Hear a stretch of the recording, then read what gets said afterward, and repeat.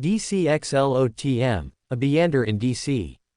Author, Cthulhu_Yog Sothoth Chapter 41-50.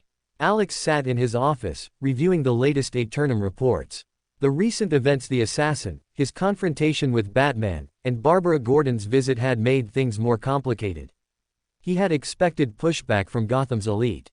He hadn't expected Batman to personally intervene this soon. And now, he had an opportunity. A chance to secure his standing while also ensuring that the Justice League saw him as an ally, not a threat. A call came through on his encrypted line. Bruce Wayne. Alex smirked and answered. Alexander, Bruce's deep voice came through. I assume you've had time to think. About. Alex played along, though he already knew. The drones. The technology. Your intentions. Alex leaned back in his chair. I'll make this simple, Bruce. I'm not looking to become your enemy. Superman is my brother. That alone should tell you I'm not planning to go against the Justice League, nor I will ever be able to do so before Ma hits me. There was a pause. Then why hide your talents? Because power invites problems. The moment people know what I can truly do, I become a target. And I'd rather be in control of who sees what. Fair point. Alex continued, that's why I developed enhancement technology, temporary physical boosts. Nothing supernatural, nothing illegal. Just something to help myself hold my ground when faced with overwhelming odds. Bruce remained silent. Alex pressed on. Not selling this to the public. This is strictly for me. I see. Bruce's tone remained neutral. And the drones? Alex smirked. T've already given them to you. Small, silent, nearly impossible to detect. And unlike most surveillance tech, these don't rely on standard frequencies. They operate on an encrypted network, making them undetectable by normal means. A few seconds passed. Then Bruce spoke again. I'm listening. Bruce was silent for a few moments, likely processing Alex's offer. Then, finally, he asked, what's the catch? Alex chuckled, no catch. You get 30 drones for free. That should be more than enough for surveillance, tracking, and non-lethal takedowns. Bruce narrowed his eyes. And if I need more? Alex's smirk grew. Then you'll have to buy them. A short silence. You're charging for them. Business, Bruce. I can't hand out high-tech drones endlessly. 19 inches. Alex leaned back. Besides, these aren't just ordinary surveillance tools. Each drone comes with multiple protocols. Batman remained silent, waiting for him to continue. Alex tapped his desk, activating a holographic projection of one of his drones. Sleek, black, and silent. They can track targets, map out areas in real time, and operate autonomously with pre-programmed directives. But more importantly, the display shifted, showing different engagement modes. Sleep protocol: the drones can release a non-lethal gas, rendering criminals unconscious within seconds. Restrain mode: high tensile microfiber nets capable of restraining even enhanced individuals. Shock takedown: a controlled stun pulse to incapacitate without long-term harm. Alex continued, the best part. You don't need to replace them. If the material runs out, or if one gets damaged, send it back to me and I'll repair or restock it. But if you need more drones, you're paying. Bruce exhaled through his nose. How much? Alex grinned. You'll see the invoice when the time comes. He wasn't just giving Batman advanced tech, he was setting the precedent for future transactions. A pause. Then, Bruce finally said, understood. Batman stared at the holographic projection of the drones, his mind likely analyzing every possible advantage and drawback of relying on Alex's technology. Even though Bruce had all the resources in the world, Alex knew he wouldn't just reject free assets, not when they were this effective. Still, the silence stretched. Alex leaned forward, breaking it first. You don't trust me. Batman's gaze didn't waver. No, I don't. Alex chuckled. Fair. But these drones are designed to help. My brother's in the league, and I know how difficult things get for heroes like you.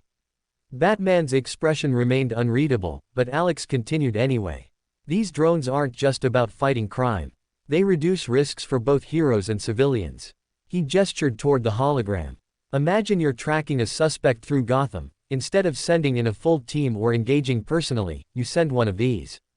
It records, follows, subdues if necessary, and calls for backup. Batman remained quiet, but Alex could tell he was considering it. Then Bruce finally spoke. "Why are you doing this?" Alex smirked. "I already told you. Clark's my brother. I respect what he does, what the League does. I don't want to be a hero myself, but I can still contribute." A pause. Then Bruce spoke again, quieter this time. "And if someone else wants to buy them?" Alex's smirk disappeared. "They can't." Batman raised a brow. "I don't sell these to just anyone." Alex clarified. "They're exclusively for heroes. No governments. No corporations. No private buyers." His eyes met Bruce's. "You should know by now I don't trust them any more than you do." That seemed to settle something. Batman let out a quiet breath, barely noticeable, but Alex caught it. Acceptance. Finally, Bruce reached into his belt and pulled out a small, encrypted communicator. He slid it across the table. "Contact me directly if there are any updates regarding your technology." Alex picked it up, twirling it between his fingers. "Oli, you're finally giving me your personal line. One feel honored." Batman gave him a look. "Don't make me regret it."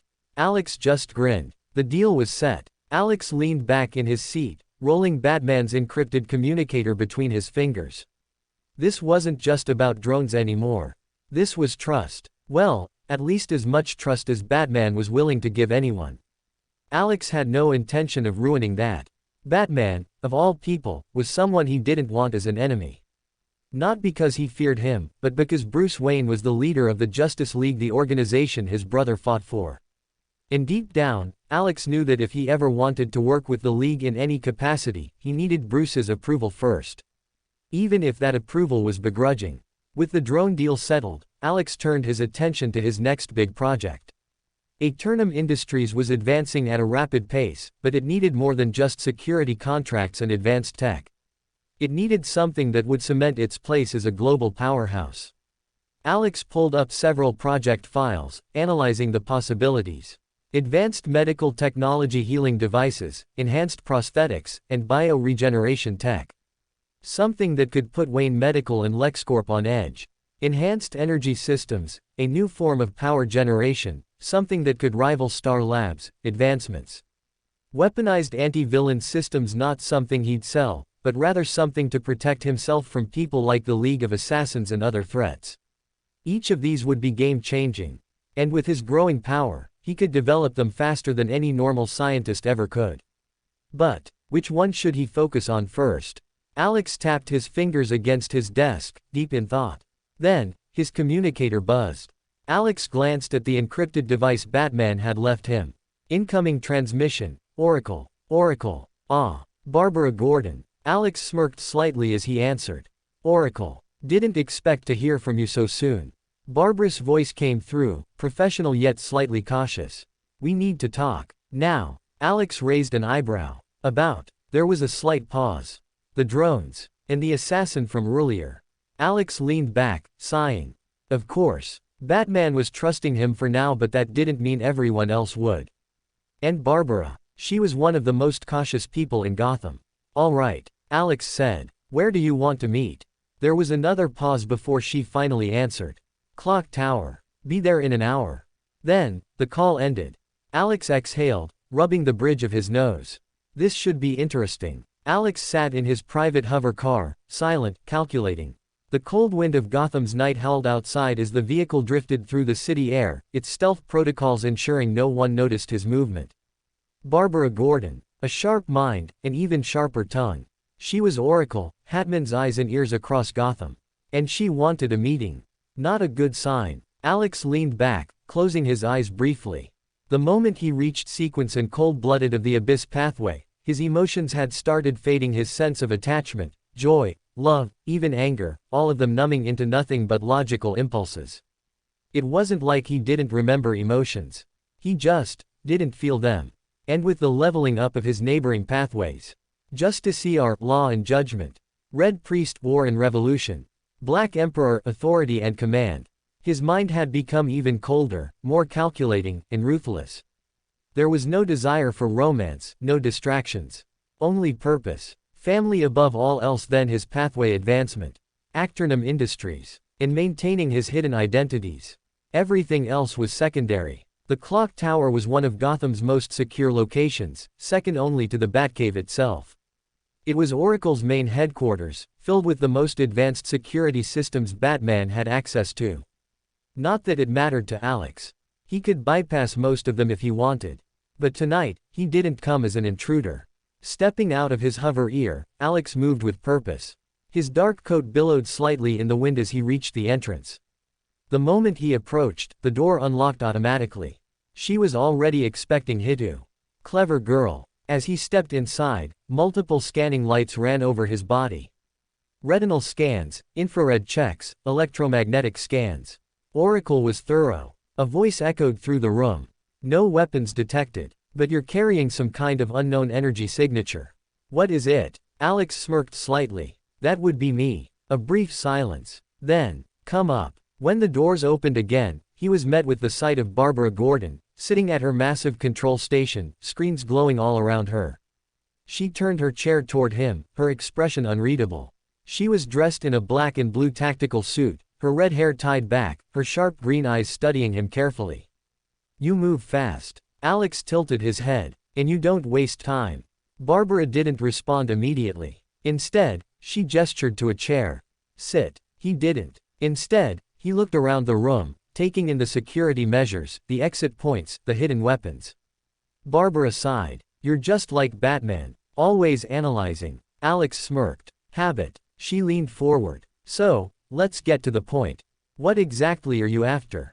The negotiation. Alex met her gaze, his expression calm and unreadable. I already told Batman, I'm not trying to be an enemy. My company is my priority. Barbara narrowed her eyes. And yet you're developing technology that can change the balance of power in Gotham. The Justice League doesn't know whether to see you as an ally or a threat. Alex shrugged. Then let me make it simple. I don't sell weapons to criminals. I don't sell drones to anyone but heroes. Batman gets 30 free, but after that, he buys them. And every single drone follows my strict protocols. They do not kill. Barbara didn't look convinced. And the assassin? Ah. Alex let out a small chuckle. What about him? Barbara's expression darkened. Batman told me what happened. That wasn't self-defense. That was an execution. Her voice was sharp, testing. She was trying to see if he would lie. Alex didn't. Yes, it was. A tense silence filled the room. Barbara tapped her fingers against the desk. No hesitation. No need for it. Another pause. Then, she exhaled, leaning back. You're colder than I expected. Alex didn't answer. She wasn't wrong. Instead, he tilted his head.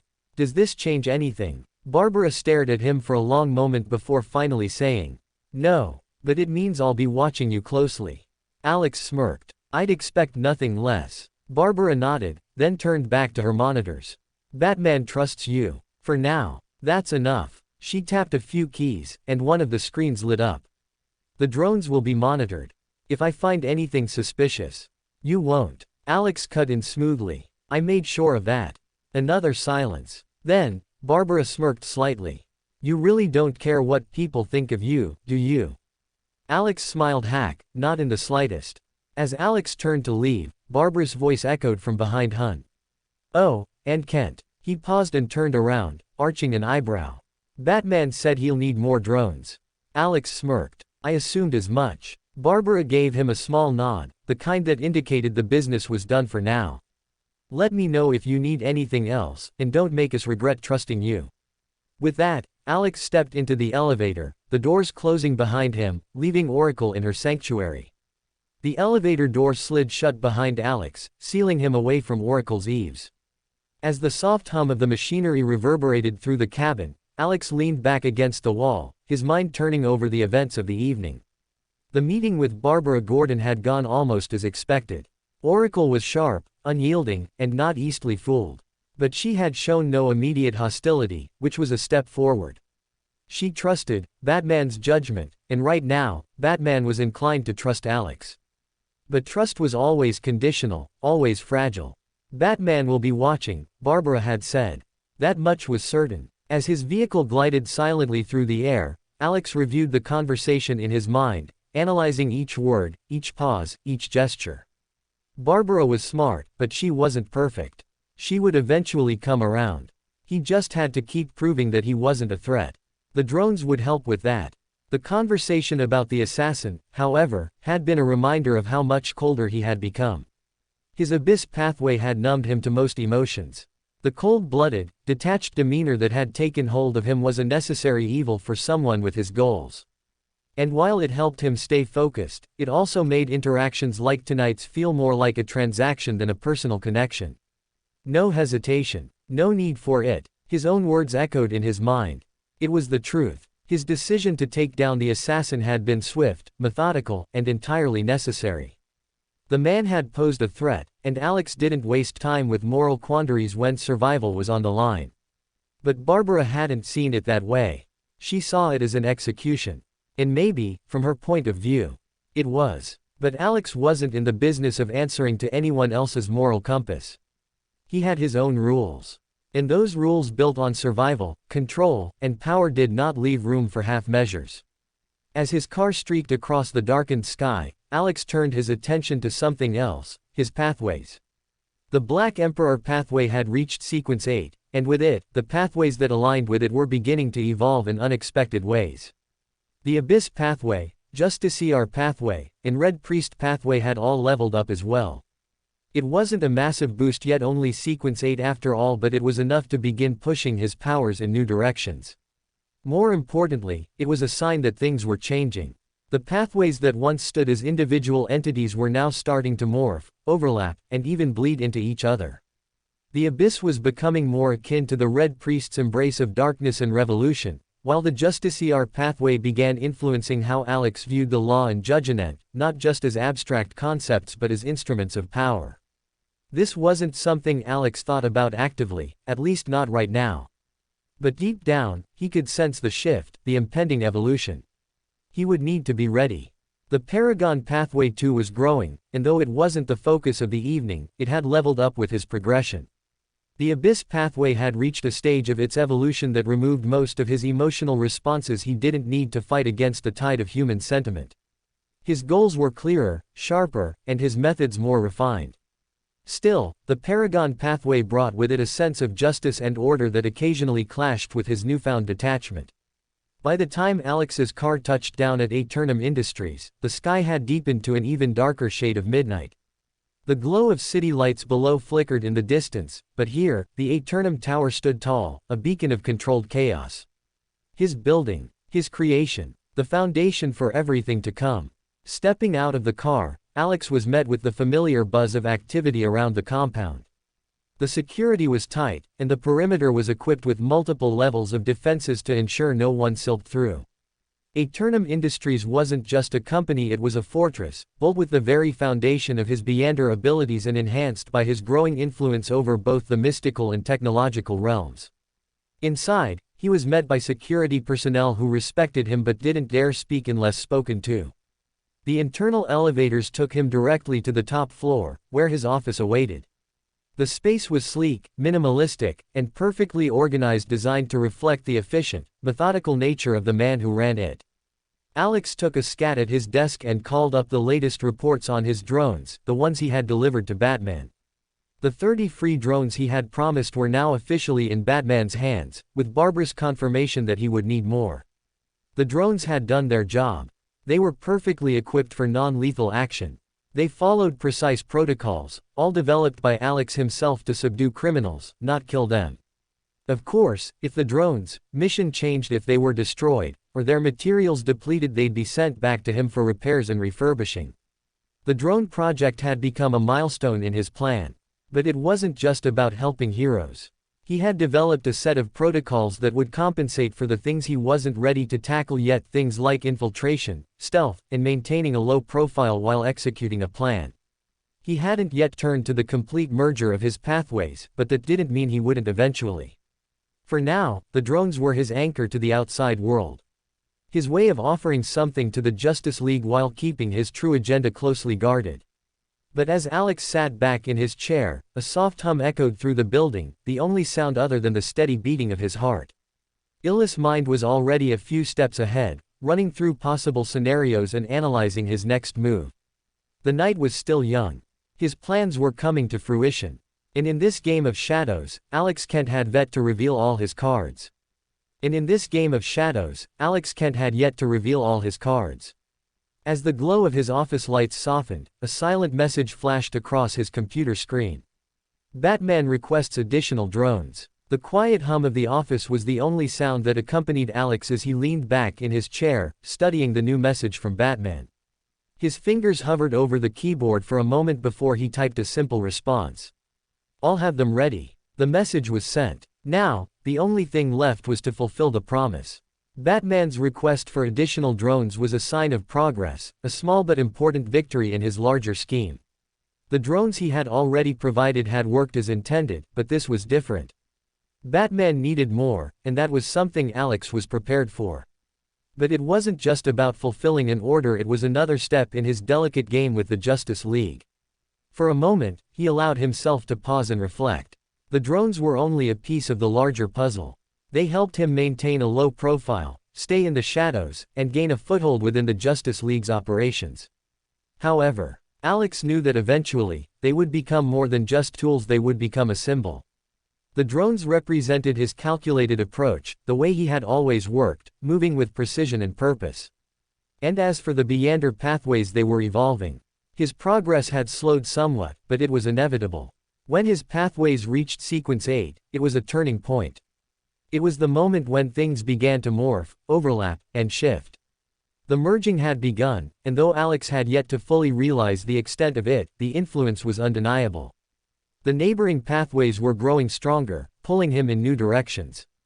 The Black Emperor, Fool, and Paragon pathways all had their own unique developments, pushing his powers to new heights. But it wasn't just about the raw strength that came with these powers. It was about the direction they were taking him towards something far greater.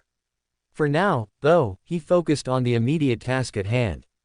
The drones. Later that night, Alex met with his personal team of engineers at the Aeternum Industrix R&D department. The team had been working tirelessly, pushing the boundaries of what was possible with the drones.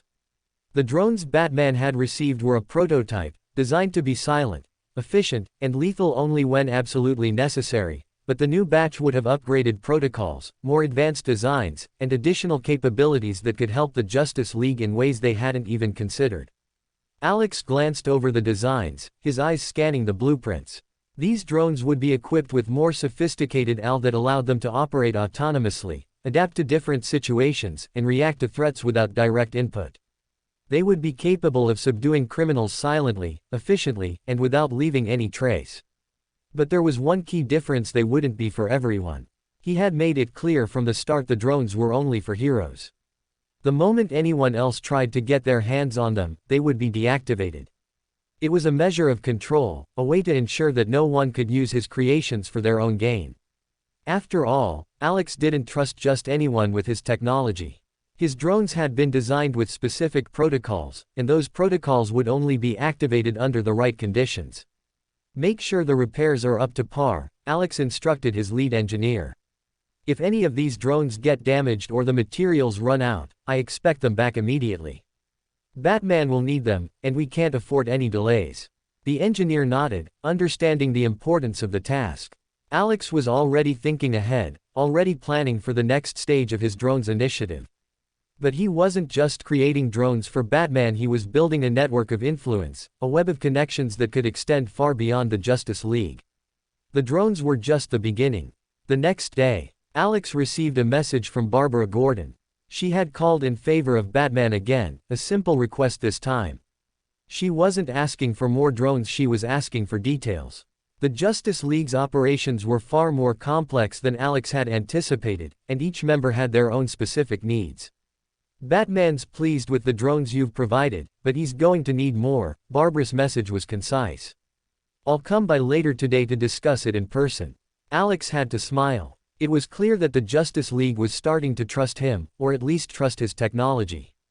But this wasn't just about drones anymore. He was slowly but surely making his mark.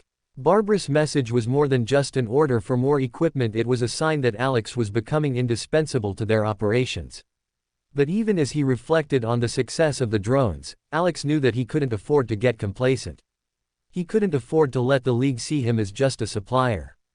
He needed them to see him as an ally, a partner.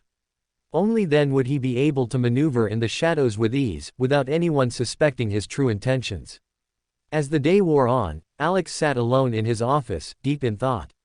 The Aeternum Industries building was quiet, the silence allowing him to think clearly. His thoughts turned inward, to his pathways and the changes that were happening within him. The progression had been slow, but Cash pathway was leading him to new places. The Abyss pathway had already stripped away his emotions, leaving only the cold efficiency necessary to achieve his goals. The Black Emperor pathway had opened his eyes to the realities of power and control. The Fool pathway, with its manipulation of chance and fate, had already started to blur the lines between the past, present, and future. Each one had its purpose, and each was working together, building on each other's strengths. Alex didn't yet know what the full extent of this evolution would be, but he could sense it. The potential was there. He wasn't just a Beyonder anymore. He was becoming something greater, a force that no one, not even the Justice League, could completely understand. In the coming days, he would meet with Barbara Gordon, and they would discuss the drones and the plans for further upgrades. But Alex knew that this was only a small part of the bigger picture. He had much more to accomplish. For now, he had to stay focused. The drones were one step forward, but there were bigger plans in motion. Plans that would change the course of the future. After parting ways with Barbara, Alex returned to his headquarters. His office was dimly lit, the glow of holography screens illuminating the space. Dozens of blueprints floated in the air, schematics for weapons, drones, and experimental gadgets he hadn't revealed to anyone. He had barely sat down when the air shifted. Someone was here. Alex didn't react immediately, but his senses sharpened. A presence skilled, quiet, yet not entirely undetectable. Assassin. A whisper of movement came from the shadows behind him. A blade, thin and preets, cut through the air, aimed directly at his throat. Alex moved. His body reacted with inhuman speed, his hand snapping up like a viper. Before the assassin could even register what had happened, Alex's fingers pierced through his chest like a spear. A staccaning crunch. The assassin's body convulsed, his eyes widening in shock. Blood dripped onto the polished floor as Alex held him effortlessly, his grip unyielding. For a moment, there was silence. Then, Alex twisted his hand. The assassin let out a strangled gasp before his body went limp. Alex pulled his hand free, letting the corpse collapse at his feet. He glanced down at the blood coating his skin, his expression completely neutral. The Black Emperor and Red Priest pathways had already enhanced his physical abilities, but the Fool pathway had pushed it even further. His raw strength and control now exceeded what most beings in this world consider normality. He turned toward the shadows. "You can come out now." A slight shuffle of movement, and a second figure emerged from the darkness. Tall, cloaked, watching. Another assassin. But this one didn't attack. Instead, he studied the body on the floor, then looked at Alex with something akin to respect. Fear. That was one of the best assassins in our order. The man's voice was low, edged with disbelief. "And you killed him instantly." Alex wiped the blood off his hand, unimpressed. "Then your order is weak." The assassin stiffened but didn't retaliate. "Smart." Alex leaned back against his desk. "Who sent him?" The assassin hesitated. Then, after a long moment, he spoke. "The League of Assassins." Alex's eyes darkened slightly. Ra's al Ghul. So, the demon's head was still interested in him. Not unexpected. He exhaled slowly. "Tell Ra's something for me." The assassin tensed. "What?" Alex's lips curled into something that wasn't quite a smile. "Send someone stronger next time." The assassin remained still, the weight of Alex's words settling into his hones. He glanced down at the corpse of his fallen comrade, the clean, efficient kill, and clenched his fists. This wasn't just strength. It was something else. Something unnatural. Alex stared at him, completely at ease. His crimson-stained fingers flexed slightly, as if testing their own power. His strength had grown. His mastery over his pathways was slowly solidifying, and even the smallest of movements now carried overwhelming force. The assassin knew he had no chance. Yet, he had a duty. "Ra's al Ghul will not take this lightly," the man finally said, his voice steady despite the tension in his body. "Killing one of his assassins is an act of war." Alex tilted his head. "No. Sending an assassin after me was an act of war." The assassin said nothing. Alex took a step forward. The mere movement made the air feel heavier. His presence alone was suffocating, as though reality itself bent slightly around him. The weight of power. The weight of a true ruler. Black Emperor. Paragon. Fool. These pathways, now at sequence 8, were already shaping him into something beyond human. Tell Roz this, Alex continued, his voice quiet but absolute. I do not fear the League. I do not bow to it. And if he sends another assassin to my doorstep, he looked down at the body, then back up, he will need a lot more than just one. The assassin's jaw tightened. I will deliver your message. Alex nodded. Then leave. The man hesitated for only a moment before vanishing into the darkness. His departure was swift, precise like a phantom fading into the night. Alex vaulted until he was sure the assassin was gone before he exhaled slowly. His body still thrummed with power. The aftereffects of his recent advancements. He clenched his fist. Fool and Black Emperor's neighboring pathways had leveled up alongside them. Fool's pathway. Error, sequence 8. Door, sequence 8. Paragon's pathway. Sun, sequence 8. Black Emperor's pathway. Red Priest, sequence 8. Justiciar, sequence 8. Abyss, sequence 8. Cold-blooded, the loss of his emotions. Alex sighed. That was the true cost. His ability to feel was fading, becoming something distant, something irrelevant. He had expected it. The Abyss pathway was known for this. Cold, logical, ruthless. He ran a hand through his hair, his expression unreadable. It didn't matter. Emotions were a weakness in this world. He had no use for them. Alex stepped into his private lab beneath Aeternum Industries. The facility was heavily secured, completely off the grid, hidden even from Batman's prying eyes. Here, his true work took place. Large monitors displayed live feeds of his drones operating throughout Gotham. Each one executed precise maneuvers, patrolling streets, tracking movements, identifying potential threats. The newest batch of drones was already in production, sleeker, faster, and equipped with adaptive learning. A secondary screen displayed his prototype technology for heroes. He scrolled through the list. Reinforced exosuits, designed to enhance strength and durability for heroes without superpowers. Neural link tactical helmets, a cutting-edge interface that improved combat efficiency. Non-lethal capture rounds, specialized ammunition capable of disabling metahumans without causing fatal injuries. Batman will need more drones, he muttered to himself, recalling what Oracle had relayed earlier. It wasn't a surprise. Gotham's crime rate made even 30 drones insufficient.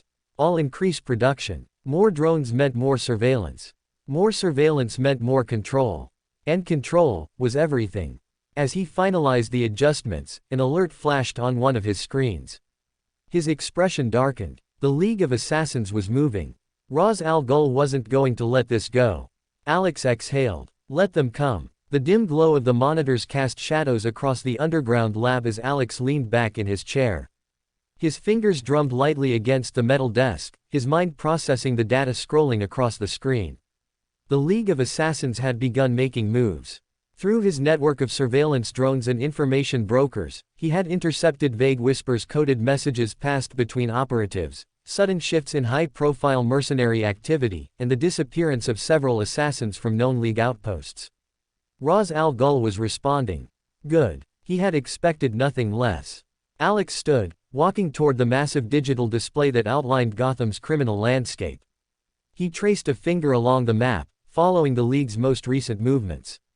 No direct attacks. Not yet. Ra's wasn't reckless. He wouldn't send another expendable assassin so soon, not after seeing how effortlessly mechs had dispatched the last one.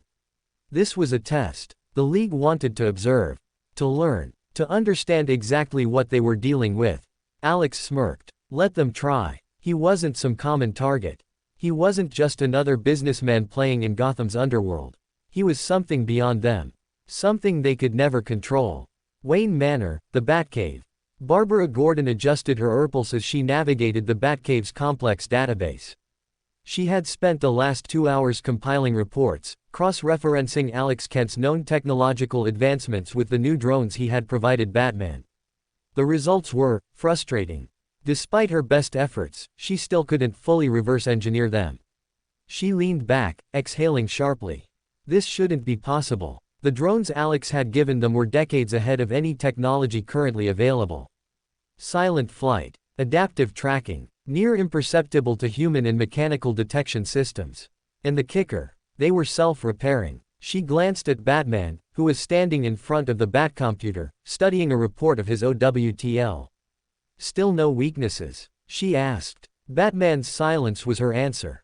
She frowned. I don't get it, Bruce. If Alex really wanted to keep these drones to himself, he could have. So why give them to us? Control, Batman said simply. Barbara raised an eyebrow. Control. Batman turned slightly, his expression unreadable beneath the cowl. By supplying us with technology only he can manufacture and maintain, he ensures that we rely on him. Barbara considered that. It made sense. But something still didn't add up. Then why isn't he selling them to anyone else? She pressed. If he was just trying to profit off of this, he could be making billions. Batman's eyes narrowed. Because he's choosing who gets access, he said. And that means he has an agenda. Barbara leaned back in her chair, folding her arms. An agenda. That was the missing piece, wasn't it? Alex wasn't just some genius inventor selling gadgets. He wasn't just handing over tech to the Justice League out of goodwill. He was planning something. And no one knew what. Aeternum Industries' private research division. Alex stood in front of a sealed containment chamber, watching as his latest creation was finalized. The next generation of drones. A prototype unlike any before it. The sleek, black machine hovered within the chamber, a dull hum radiating from its compact, yet lethal frame. Unlike the previous models, this one was built for a different purpose. Batman wanted more drones. Fine. But this one was for himself. He pressed a button on the side of the chamber, activating the final diagnostic scan. A monotone voice echoed through the room. Model. Serif class. Stealth and suppression systems operational. Combat protocols optimized. Full synchronization with command interface confirmed. Alex exhaled slowly. This drone was unlike any other. Built with an active cloaking field. Outfitted with non-lethal but incapacitating weaponry. Integrated with direct neural link technology. And most importantly, it was bound to only him. No overrides. No external control. Even if Batman tried, he wouldn't be able to hack into it. Alex smiled faintly. If they wanted to test him, if they wanted to observe him, he would let them. But he would make damn sure they never figured out what he was truly capable of. Alex stood before the sleek, black Serif-class drone, watching the faint blue glow of its sensor core pulsate. This was beyond anything Aeternum had publicly released. This wasn't just a surveillance tool. It was an extension of himself. Alex lifted his hand, his thoughts linking directly with the machine. The drone responded instantly, hovering in place, shifting seamlessly between stealth and combat modes.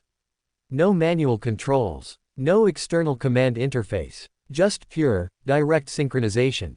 A thought, and it obeyed.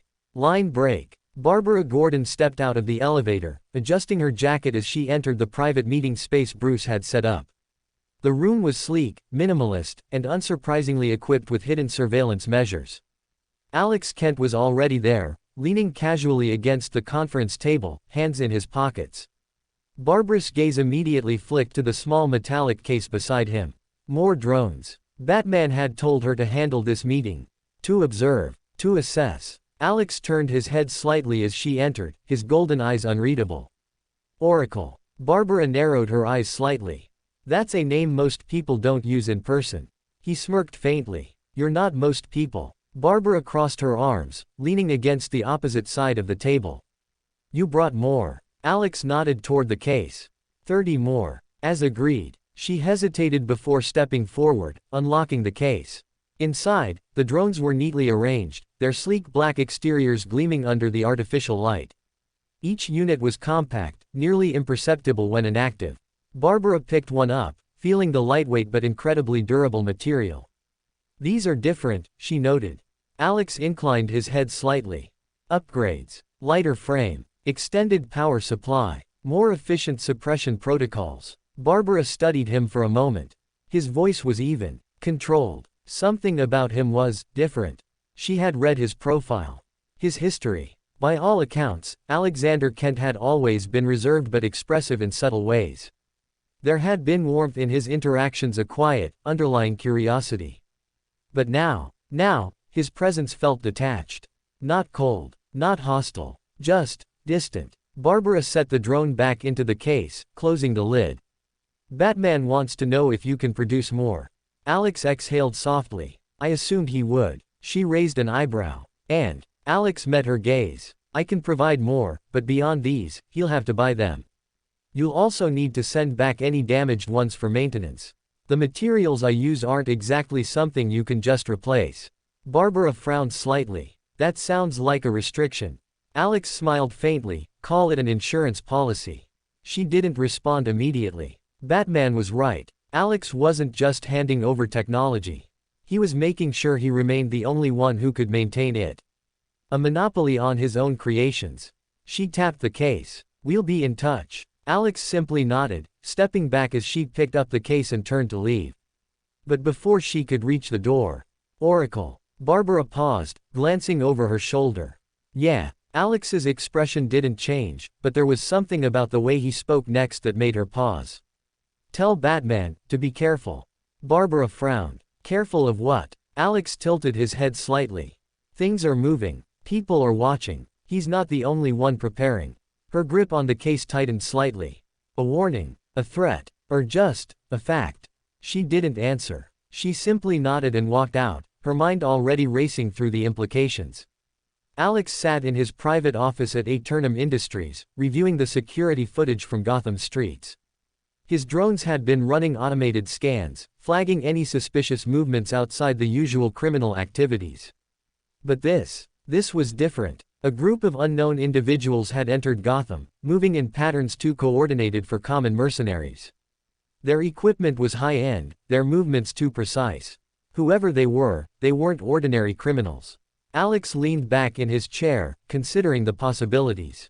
A new faction. Someone testing the waters. A soft chime interrupted his thoughts. He tapped a button on his desk, and his AL assistant's voice came through the speakers. Mr. Kent, Barbara Gordon is calling. Alex raised an eyebrow. Already? Put her through, he said, turning his chair toward the large screen on the wall. A moment later, Barbara's face appeared on the display. She was in what looked like a secured communications room, probably in the Batcave. Alex, she greeted. Oracle, he replied with a small nod. Something urgent. Barbara leaned forward slightly. Batman went through the new drones. He's satisfied with their performance, but we're going to need more. He also wanted to ask if you have anything else that might help. Alex considered her words carefully. Bruce wasn't the type to ask for more unless he knew something was coming. You have a specific threat in mind? Alex asked. Barbara hesitated for a second before answering, not yet. But we both know Gotham doesn't stay quiet for long. He smirked slightly. No, it doesn't. Reaching for a small remote, he tapped a button, and the wall behind him shifted, revealing a holographic display of Gotham. I've been monitoring some unusual activity, Alex sobbed, zooming in on a specific area near the docks. New players moving in. They're not League of Assassins, not connected to any major gang. Their movements are too professional. Barbara's eyes narrowed. You're saying there's a new faction in Gotham? That's my guess, Alex confirmed. They're either scouting or setting up shop. Barbara was silent for a moment, then exhaled. I'll let Batman know. He's going to want details. Alex tapped a few commands on his console, sending a compressed data packet to her system. Everything I have so far. Consider it a freebill, he said. Barbara glanced at something off-screen before nodding. Appreciated. I'll get back to you once we've analyzed it. The call ended, and Alex leaned back in his chair again. If Batman was getting involved early, then this situation was about to get interesting. Alex leaned back in his chair, fingers tapping lightly against the armrest. The city's underbelly had always been active, but something was shifting. The emergence of a new faction was troubling, especially considering how organized they were. Gotham's criminal world had a certain balance, dictated by the powerful figures already in place. Any new player attempting to disrupt that would have to be bold, well-funded, and prepared for conflict. And that made them a problem one Alex couldn't ignore. The Batcave. Barbara sat at the massive supercomputer, analyzing the data Alex had sent. Large holographic screens displayed movement patterns, heat maps, and timestamps, marking the activity of the unknown faction. Behind her, Bruce stood in silence, arms crossed. His cowl was down, revealing a face carved from pure focus. These movements, Barbara muttered, zooming in on a particular sequence. They're trained. Look at this two-man formations, perimeter checks, fallback routes. Bruce narrowed his eyes. Not just trained. Disciplined. Barbara turned in her chair. You think they're military? Possibly, Bruce admitted. Or ex-military. Barbara tapped her fingers against the console, processing the information. If Alex noticed them this Carly, then they're making deliberate moves, she pointed out. Bruce remained silent for a moment before exhaling. Oracle, reach out to Nightwing. I want his team to scout the docks. If these people are setting up a base, I want to know where and why. Barbara nodded and started typing rapidly. And Alex? She asked. Bruce looked at the screen where Alex's drones had captured the footage of the unknown operatives. He's already watching them, Bruce said. And if I know him, he's already thinking 3 steps ahead. Aeternum Industries, secure research facility. Alex stood inside one of his underground labs, watching as his newest combat drones went through their testing sequences. The previous batch had been built with stealth and reconnaissance in mind, but these were different. Unlike the sleek, black scouting models, these drones were heavily armored, built with reinforced plating and adaptive energy shielding. Each unit hovered silently, moving through a simulated urban combat scenario. Enemy dummies were marked in red, and the drones swiftly engaged, using non-lethal suppression systems that could incapacitate foes in seconds. Alex watched as one of the drones fired a stun pulse, rendering a humanoid dummy motionless before deploying a containment field around it. Efficient, he muttered to himself. A small robotic sphere floated next to him, its artificial voice chiming in. Test sequence complete. Efficiency rating, 92.4%. Alex nodded, making a few mental notes. He still needed to fine-tune their response times, but overall, they were ready. With a wave of his hand, the interface switched to a different screen, one displaying the recent movements of Gotham's newest unknown faction. They were growing bolder. If they weren't stopped soon, they could establish a permanent foothold in the city.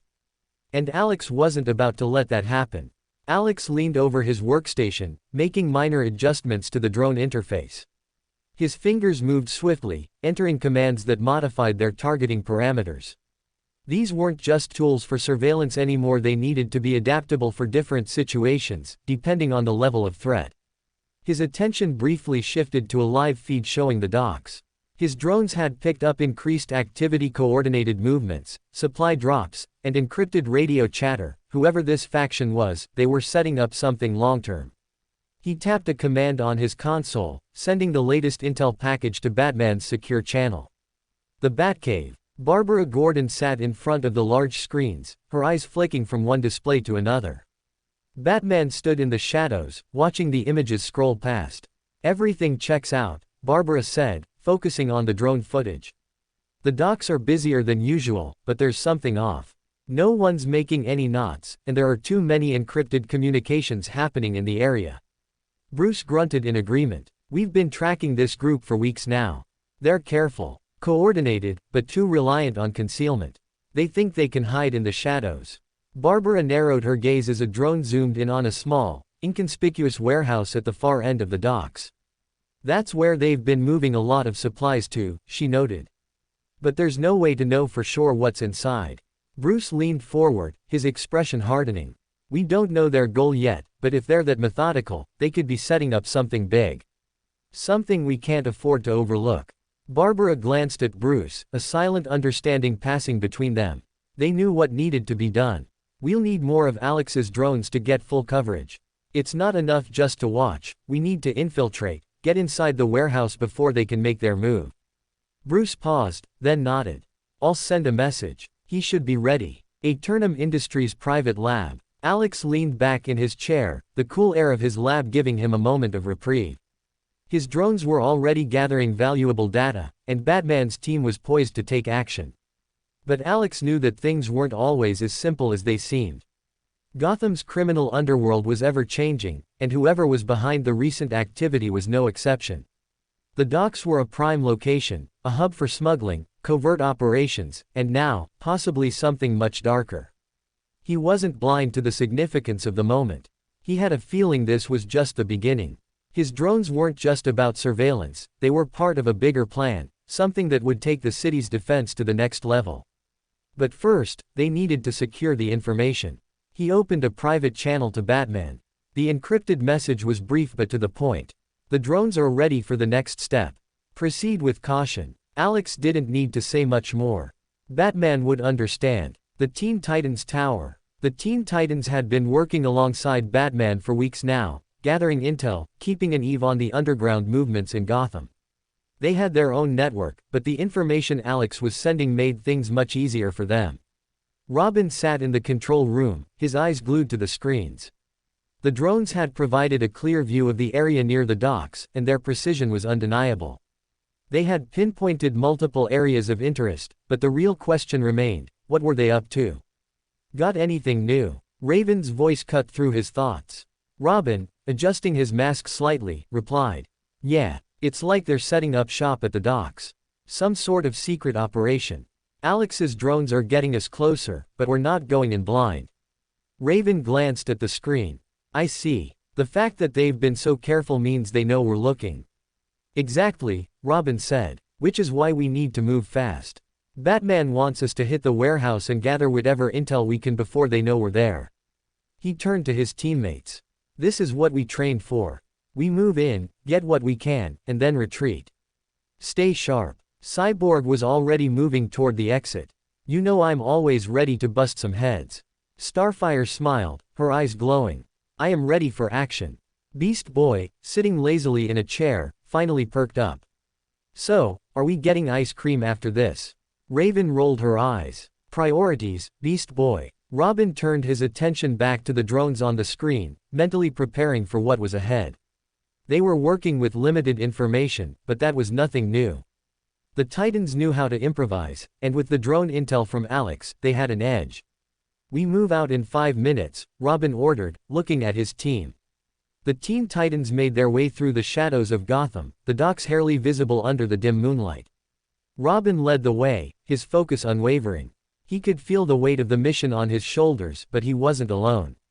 His team was with him, united in their cause, and ready to face whatever was waiting at the end of the path.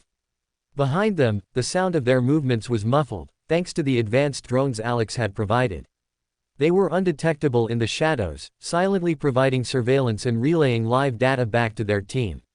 Robin's eyes flicked over to the live feeds on his wrist display, watching the drones as they zoomed past crates and hidden passageways. We're close, Robin said, his voice steady but filled with urgency. Stay on alert. Beast Boy's voice echoed softly through their earpieces. Should I keep it as a jaguar or maybe a gorilla for this? A little bit more, wild, might help, huh? Robin grinned but didn't have time to respond. Instead, he shot a signal to Cyborg, who was stationed a few yards ahead. Cyborg's built-in tech was indispensable, capable of scanning multiple frequencies, and pinpointing any unusual activity. He was the eyes and ears of their operation. We've got a clear shot at the entrance, Cyborg said, his voice crackling through the earpieces. But it looks like there's movement inside. Hold your position, Robin ordered. We can't risk blowing this. The team paused, pressing against the shadows, waiting for the moment to strike. The drones fed them real-time information, and soon, the tension in the air became almost palpable. The mysterious operation in the warehouse was about to unfold, and they were ready to find out exactly what it was. After what felt like an eternity, Robin spoke again. It's go time. Inside the warehouse, Alex was reviewing the data from his drones. He had been monitoring their progress the entire time, knowing that the Teen Titans were on their way to the docks. He was already preparing for any contingencies. It wasn't just about selling drones or helping Batman, it was about ensuring Gotham's future. Every move counted. He watched as the warehouse's activity increased on his screen. People know, factions were beginning to gather. The message was clear, something was happening, and it wasn't good. Suddenly, his phone buzzed with a private message from Barbara. We're inside. Stay on alert. More intel needed. Alex's fingers quickly tapped on the keyboard. The drones zoomed in closer, pinpointing specific areas within the warehouse. He could see the figures inside, gathering something: cargo containers, crates, and a strange assortment of other items that didn't seem to belong in the regular shipping operation. He knew that Batman wouldn't take long to make his move, but that didn't mean Alex was going to sit hack. He activated his control systems, setting the drones into eliminate mode in case things went sideways. If anyone inside the warehouse made a move against the Teen Titans, the drones were ready to neutralize them quickly and without mercy. Outside the warehouse, Robin and his team were already inside the perimeter. The heavy metal door of the warehouse was unlocked, and they moved in like shadows. Their footsteps barely made a sound on the cold concrete floor, and with the drone's guidance, they were able to bypass most of the security measures. They didn't know what to expect, but the air was thick with tension as they approached the central chamber. Robin's heart was pounding, but his mind was sharp, calculating every movement, every angle. His fingers tightened around his staff, ready for anything. Beast Boy morphed into a jaguar, his sleek body moving silently alongside them. Raven's eyes glowed faintly as she sensed the emotions around her. Cyborg's enhanced vision scanned the area, and Starfire was ready to unleash her powers at a moment's notice. "We've got company," Cyborg whispered into the comms. Robin's voice cut through the static. "Get ready for anything." A small group of figures emerged from the shadows ahead of them. But before anyone could react, the drones moved into action. In an instant, the eliminate mode Alex had prepared activated, sending a pulse of energy that disarmed and incapacitated the attackers. They crumpled to the ground, unaware of what had happened. The drones were precise, neutralizing the threat with surgical efficiency. "Clear," Robin said, a note of surprise in his voice. He'd expected a firefight, something much more intense. But the drones had handled it seamlessly. Alex's voice suddenly came through their earpieces. "Good work. The warehouse is now under full surveillance. Get in and gather the intel." Inside the warehouse, the Teen Titans moved quickly. They found crates filled with advanced tech gadgets, machinery, and weapons, none of which were registered in the normal shipping manifest. They were getting closer to understanding what was really going on. "Looks like they've been smuggling high-tech weaponry," Raven said, her eyes flickering as she moved a crate aside. "These aren't the usual materials. Someone's preparing for something big," Robin sobbed. "We need to secure as much as we can." Just as the team was about to move deeper into the warehouse, a loud crash echoed from the back. The lights flickered, and a sense of unease settled over the team. Something was wrong, and whatever it was, they weren't prepared for it. Chapter 43, Secrets Beneath the Surface. The air inside the warehouse had grown heavy with anticipation. The Teen Titans stood in the middle of the room, their senses heightened, waiting for whatever was lurking in the shadows to reveal itself. Robin's hand tightened around his staff, his mind racing. What could it be? The shadows seemed to deepen, as if the very air around them was changing. The ground vibrated faintly beneath their feet, and suddenly, the overhead lights flickered again, casting an eerie glow across the room. "Stay alert," Robin commanded, his voice steady despite the uncertainty. But the threat was already there. The vibrations beneath their feet intensified, a low rumbling that sent a chill down Robin's spine. It wasn't just the sound of shifting crates or machinery, it was something deeper, something unnatural. The dim overhead lights flickered once more before going completely dark, plunging the entire warehouse into pitch blackness. "Night vision on," Cyborg muttered as his cybernetic eye adjusted instantly. The rest of the team relied on their training, instincts, or powers. Raven's eyes glowed faintly, her dark energy swirling around her fingers, ready to counter any attack. Starfire let out a soft glow, illuminating the immediate area with a golden hue. "Whatever's coming, it doesn't want to be seen," Raven murmured, scanning the area. Robin's mind worked quickly, analyzing the situation. The smuggled technology, the concealed threats, and now this unnatural interference. It wasn't just a simple operation they had stumbled upon. There was something bigger at play. A metallic scraping sound cut through the silence, followed by a thud, something heavy shifting in the darkness. The team instinctively took defensive stances, bracing for an attack. Then, the drones activated. The small, nearly imperceptible machines Alex had provided flickered to life, their silent flight engines adjusting to the low light. Their adaptive night vision kicked in, immediately scanning the surroundings and feeding data back to Alex. From his distant location, Alex watched the real-time feed with a calculating gaze. He leaned back in his chair, fingers moving over the console, guiding the drones with surgical precision. Whatever was inside that warehouse with the Teen Titans, it was something that needed to be eliminated before it became a problem. Then he saw it. The drones locked onto figures moving in the shadows, their forms shifting unnaturally. The thermal signatures weren't normal. Whatever they were, they didn't register as fully human. Inside the warehouse, Robin's communicator buzzed. "Alex, unknown entities detected. You're not alone." He barely had time to process the warning before something lunged from the darkness. A blurry shape moved with inhuman speed, launching itself towards Starfire. She barely had time to react before a sharp, metallic limb slashed through the air, narrowly missing her. She twisted mid-air, dodging the attack, before countering with a burst of starbolts. The green energy illuminated the creature for a split second. What they saw sent a shock through the team. The creature was humanoid but unnatural, its body composed of dark metal and organic tissue. Its eyes glowed a sickly yellow, and long clawed fingers extended from its hands. Wires and tubes pulsed across its skin, as if it had been experimented on modified. "What the hell is that?" Cyborg growled, scanning it. "Some kind of hybrid," Raven said, narrowing her glowing eyes. "It's infused with something unnatural." Robin didn't waste time. "Take it down. Fast." The creature moved like a shadow, dodging Starfire's energy blasts with unnatural reflexes. It twisted its body midair, its limbs bending at odd angles as if its bones were no longer fully human. Beast Boy shifted into a gorilla, charging at the creature. His powerful arms swung forward, aiming to crush it with brute force.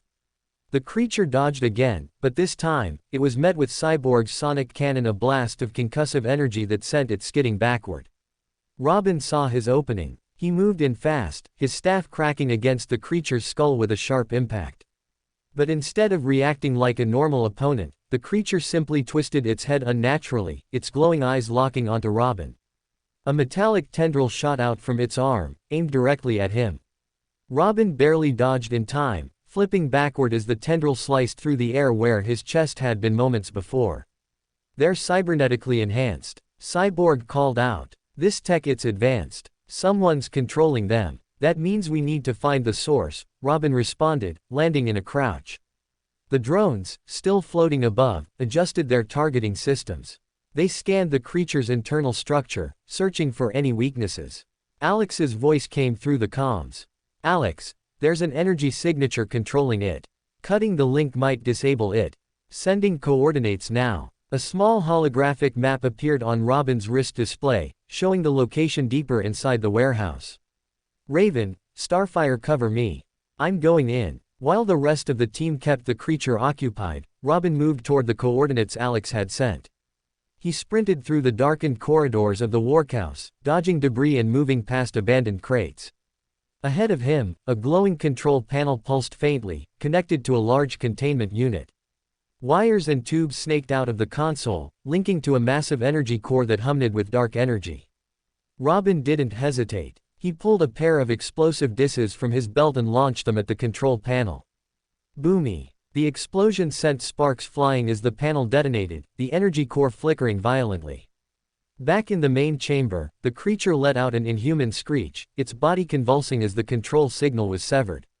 The wires along its limbs twitched and retracted, its glowing eyes dimming. Starfire took the chance. With a powerful blast, she unleashed a concentrated energy attack directly into the creature's chest. The impact sent it crashing into the wall, where it remained still completely neutralized. Robin rejoined the team, dusting himself off. "It's done. The control system is offline." Cyborg was already scanning the remains. "This tech, it's beyond what we've seen before. Whoever built this, they're playing with something dangerous." Raven folded her arms, her expression unreadable. This wasn't just a smuggling operation. Someone is experimenting on people, turning them into this. Robin clenched his jaw. "Then we need to find out who's behind it." Their mission wasn't over. This was just the beginning. Far away, watching from his control center, Alex leaned back in his chair, deep in thought. Whoever's running this, they're not just after power. They're building something. And that meant one thing: Gotham was about to face something even worse than before. The warehouse was eerily silent in the aftermath of the battle. The remnants of the ebernetic creature lay in a smoldering heap, its once glowing eyes now reduced to lifeless husks. Yet, Despite their victory, the unease in the air was palpable. Robin crouched next to the remains, running his gloved fingers over the creature's exposed mechanical components. The mixture of flesh and machine wasn't crude, it was disturbingly advanced, something that even Cyborg found unsettling. This isn't just random experimentation, Cyborg muttered, running a deep scan with his cybernetic eye. The tech in this thing is on par with some of the most advanced cybernetics I've ever seen. Whoever made it, they knew exactly what they were doing. And that's what worries me, Raven added, standing with her arms crossed. Technology this advanced paired with whatever that energy source was, this isn't something your average crime syndicate gets their hands on. Robin tapped his communicator. Alex, you still there? Alex, I'm here, I ran a diagnostic on the data your drones collected.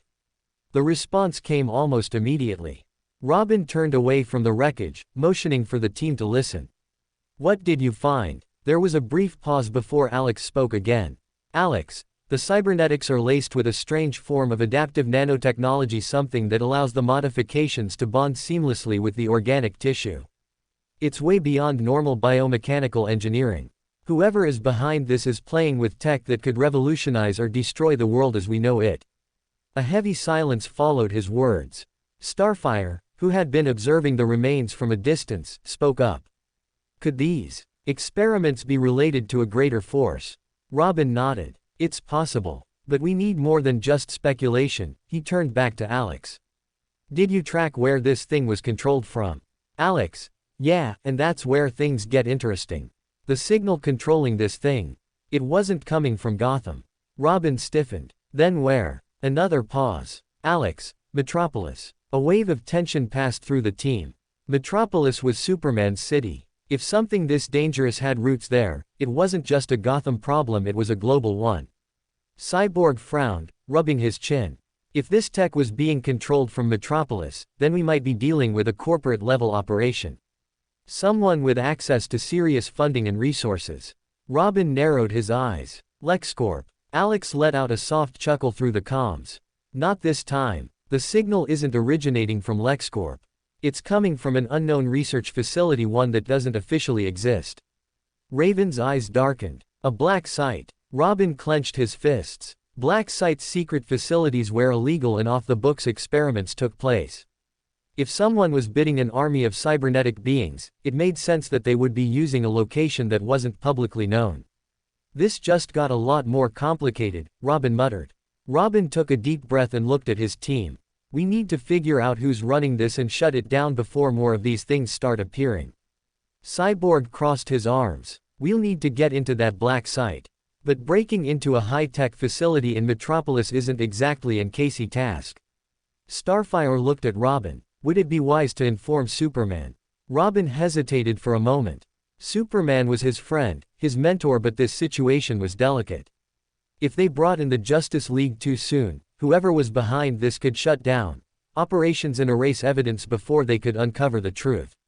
Robin shook his head. Not yet. If we go in and gather intel first, we can decide whether we need to escalate it to the League. Cyborg smirked. Sounds like we're going on a stealth mission. Raven let out a sigh. Because those always go well. Robin ignored the sarcasm and turned back to his communicator. Alex, one assume you already have a plan. Alex's voice came through, calm and calculated. Of course. I'll prep a transport route to get you to Metropolis without attracting attention. You'll need to move quietly. Whoever's running this isn't going to take kindly to visitors. Robin nodded. We'll be ready. Meanwhile, elsewhere in Gotham, far from the warehouse, deep within the confines of a high-rise penthouse, a lone figure sat in front of an array of glowing monitors. The screens displayed surveillance footage, encrypted data streams, and schematics of cybernetic enhancements. The figure leaned forward, fingers tapping against the desk in contemplation. The Titans had interfered earlier than expected. A deep voice echoed from the shadows behind him. You underestimated them. The man at the desk didn't turn around. I accounted for resistance. I just didn't expect them to destroy my prototype this quickly. A pause. Then, the shadowed figure stepped closer, the dim light catching a glimpse of his metallic features. Perhaps it's time to accelerate the project. The man at the desk smirked. That's exactly what I was thinking. He reached over and tapped a command on his keyboard. A new schematic appeared on the screen, one far more advanced than the last. The Titans won't be a problem for much longer. Back at Alex's lab, Alex leaned back in his chair, watching as the drone recordings played on repeat. Something about this entire situation felt off. The cybernetic creature had been sophisticated, but it was too incomplete, almost like a test subject rather than a finished product. He rubbed his chin thoughtfully. Whoever was behind this wasn't just experimenting. They were refining something, and that meant one thing. They weren't just building soldiers. They were building something far worse. Alex exhaled sharply, then typed a few commands on his console. If the Titans were heading into Metropolis, they were going to need every advantage possible. His drones whirred softly as they adjusted their configurations. He wasn't planning to get directly involved, but he'd make sure they had the best intel and support available.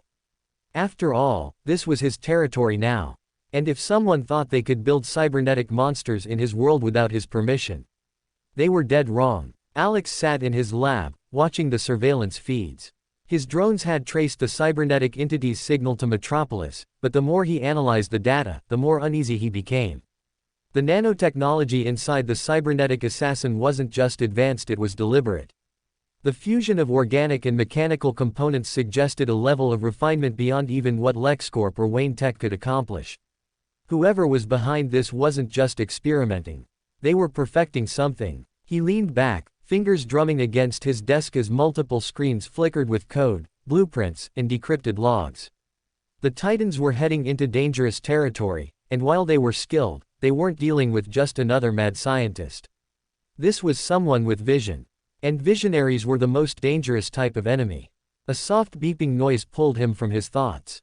He turned his attention to the main monitor as a secure communication request came in. He recognized the encryption immediately. Batman. Alex accepted the call, and a deep, familiar voice filled the room. I assume you already know what I'm about to ask.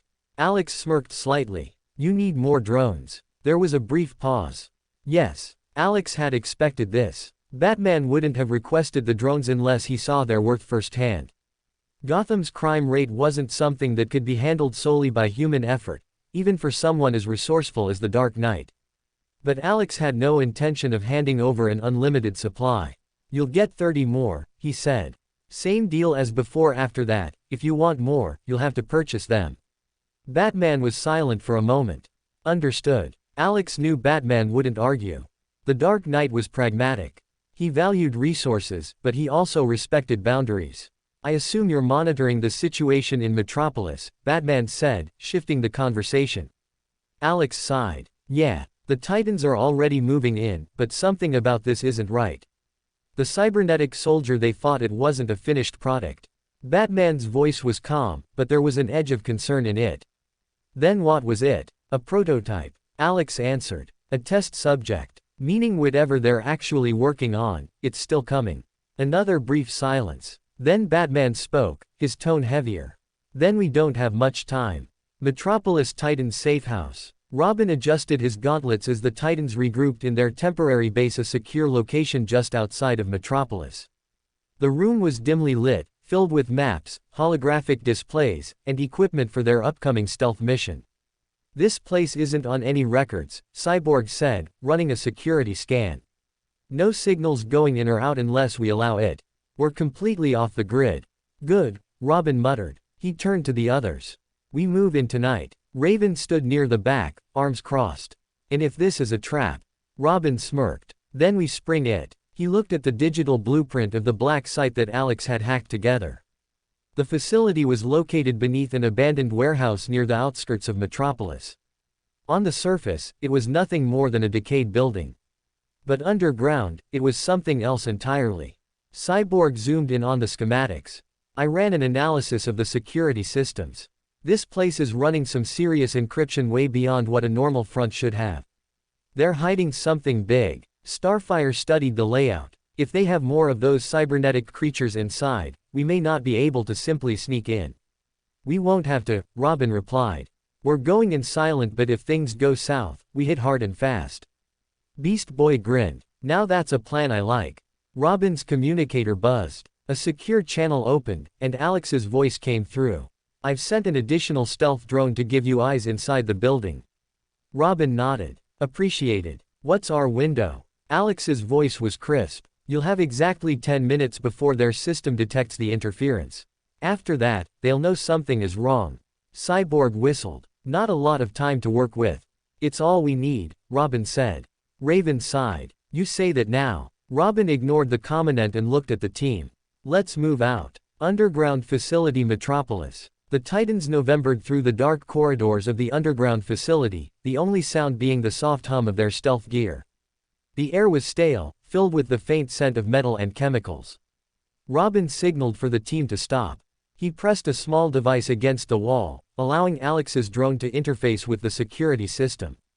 Alex's voice came through the earpiece. I've cracked the feed. You're clear for now. Robin gave the signal, and the team advanced.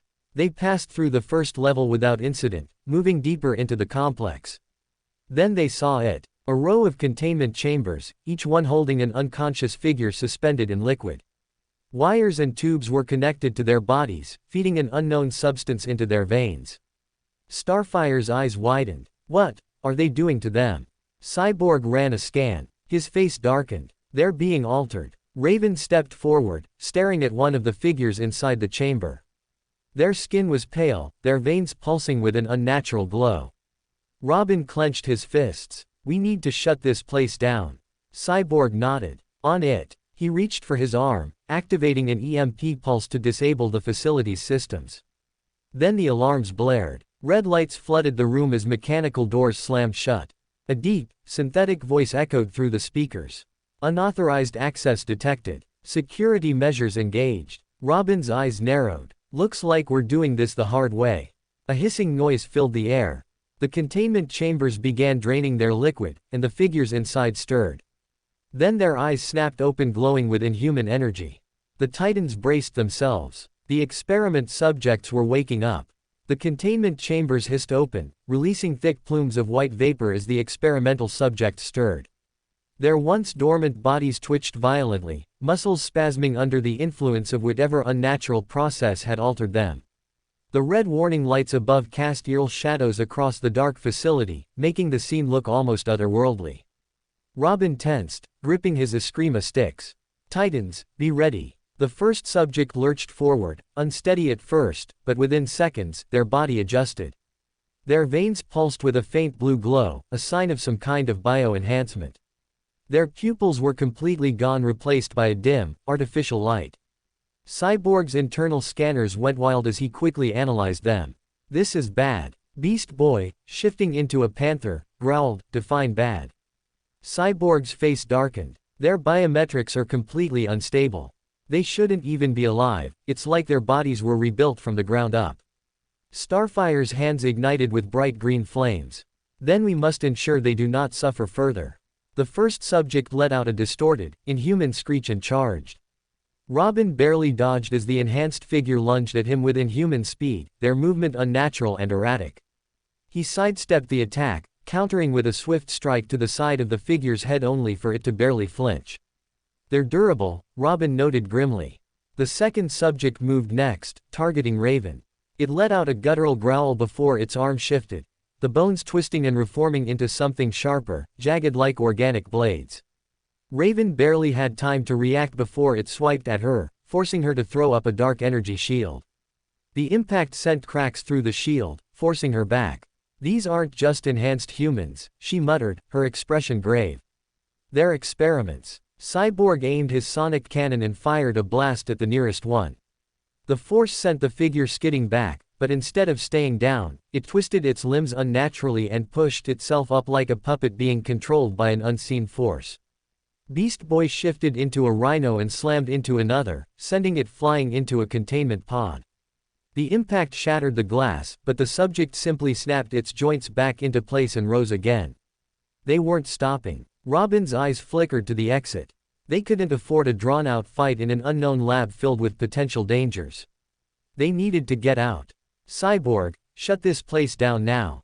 Cyborg gritted his teeth and rushed toward a nearby control panel, dodging an incoming strike from one of the experiments. Lee metal arm morphed, releasing a powerful EMP pulse that fried the nearest security systems. The facility shuddered, warning lights flashing erratically as the lockdown deactivated. Got it. Doors are open. Robin wasted no time. Titans, move. Starfire blasted a path forward, her energy bolts sending one of the figures crashing into the far wall. Raven's dark tendrils wrapped Arotin two others, pinning them just long enough for the team to push through the exit.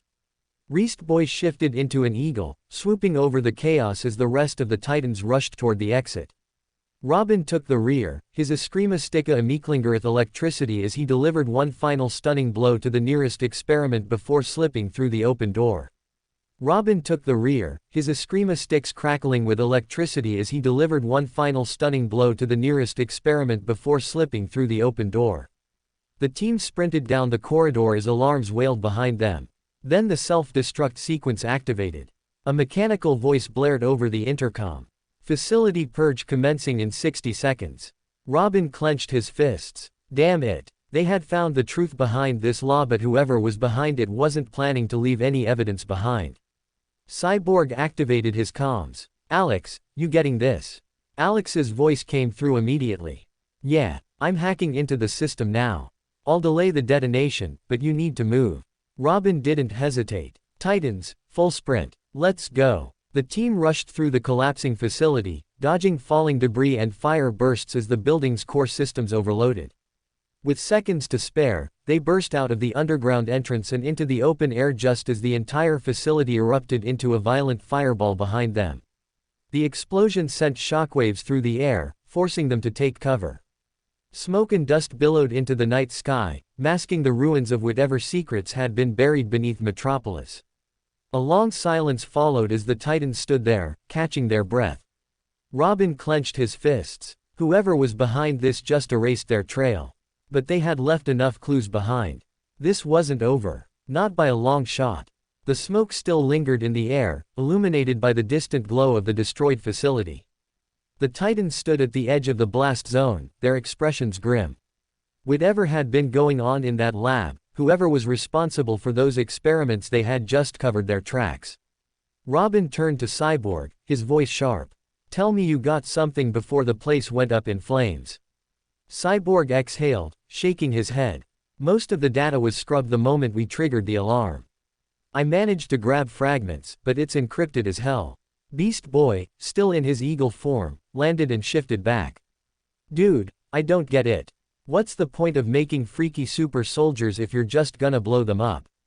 Starfire folded her arms, her green eyes glowing faintly in the dark. Perhaps they were failed experiments. Raven, standing slightly apart from the rest, spoke in a quiet, tense voice. No. The others turned toward her. She looked at the still burning remains of the lab, shadows flickering against her cloak. That wasn't an attempt to destroy failures. It was a cover-up. Someone didn't want us knowing what they were doing here. Robin's awe tightened. Then we find out who. He turned toward Cyborg. Can you decrypt the data? Cyborg nodded, though his expression was uncertain. Yeah, but it's gonna take time.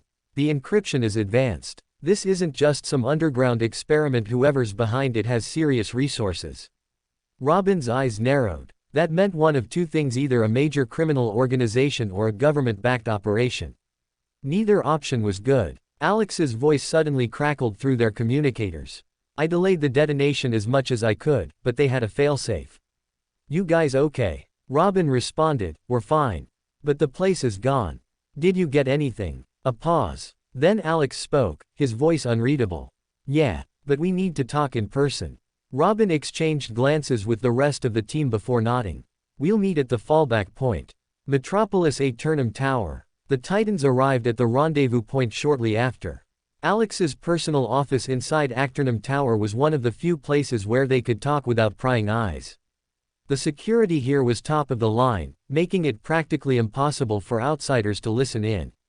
Alex stood near his desk, arms crossed, watching as they entered. His expression was unreadable. Cyborg wasted no time. Tell me you got something good. Alex nodded, tapping a holographic console. A display flickered to life, showing fragmented data pulled from the lab. Images of subjects in containment pods. Genetic markers. Experiment logs. But one name stood out among the mess of encrypted files. Cadmus. Robin's eyes darkened. Of course it's them. Beast Boy frowned. Cadmus. That name sounds familiar. Cyborg's expression turned grim. It should. They're a Black Ops genetic research division. The stuff they do makes regular mad scientists look like high school chemistry teachers. Starfire clenched her fists. So they were behind this. Alex shook his head. Not entirely. Robin frowned. Explain. Alex zoomed in on the file structure. This lab wasn't one of their primary facilities. The encryption matches Cadmus protocols, but this wasn't them alone. Someone else was funding this. Raven's eyes narrowed. Who? Alex's expression darkened. That's what I'm trying to figure out. Whoever it is, they have resources. Enough to fund this operation off the books and still wipe it clean before we could get a full picture. Robin exhaled sharply. Then we follow the trail. We find out who's backing this and shut them down. Alex nodded. Agreed. But be careful. This isn't just about some enhanced soldiers. If they were trying to cover it up this hard, it means we stumbled onto something big. Cyborg crossed his arms. Bigger than Cadmus. Alex didn't answer immediately. He simply tapped the console again, bringing up a final encrypted file. The only thing visible was a logo, one that looked ancient yet strangely familiar. A single insignia burned onto the corrupted data. A black sun with jagged, sharp rays curling outward. Raven's breath hitched slightly. Robin's eyes narrowed. What the hell is that? Alex exhaled slowly. That's what we need to find out. The room fell into an uneasy silence. The black sun insignia flickered on the holographic display. Its jagged rays casting eerie reflections across the dimly lit office. Robin was the first to break the silence. I've never seen that symbol before. Cyborg, still analyzing the encrypted fragments, muttered, neither have I, but hold up. He tapped on his ARM console, running an advanced cross-reference search through the Justice League's encrypted archives. The system churned for a moment before displaying 0 matches. Cyborg frowned. That's impossible. Every criminal syndicate, every secret organization, every shadow government the League has ever encountered is in here, but this. Nothing. Beast Boy rubbed the back of his neck. Dude, that's actually kinda creepy. Raven, standing at the edge of the room, hadn't spoken since she saw the symbol. The others may not have recognized it, but she felt something. Something wrong. Starfire tilted her head. Perhaps it is an organization that operates in a way that avoids detection. Alex, who had been silent so far, finally spoke. Or, it's something older. Everyone turned toward him. Robin crossed his arms. Older. What do you mean? Alex's gaze was locked on the symbol, his mind racing. He had never seen it before in this world. Alex's gaze was locked on the symbol, his mind racing.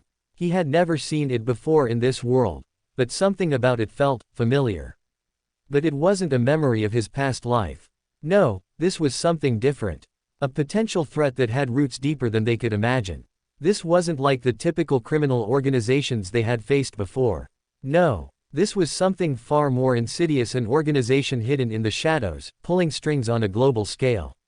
Think about it, Alex began, his voice steady but carrying a hint of caution. Cadmus is already one of the most secretive organizations on the planet, and they still have traces you can track. But this? Nothing. No data, no history, not even whispers in the underground.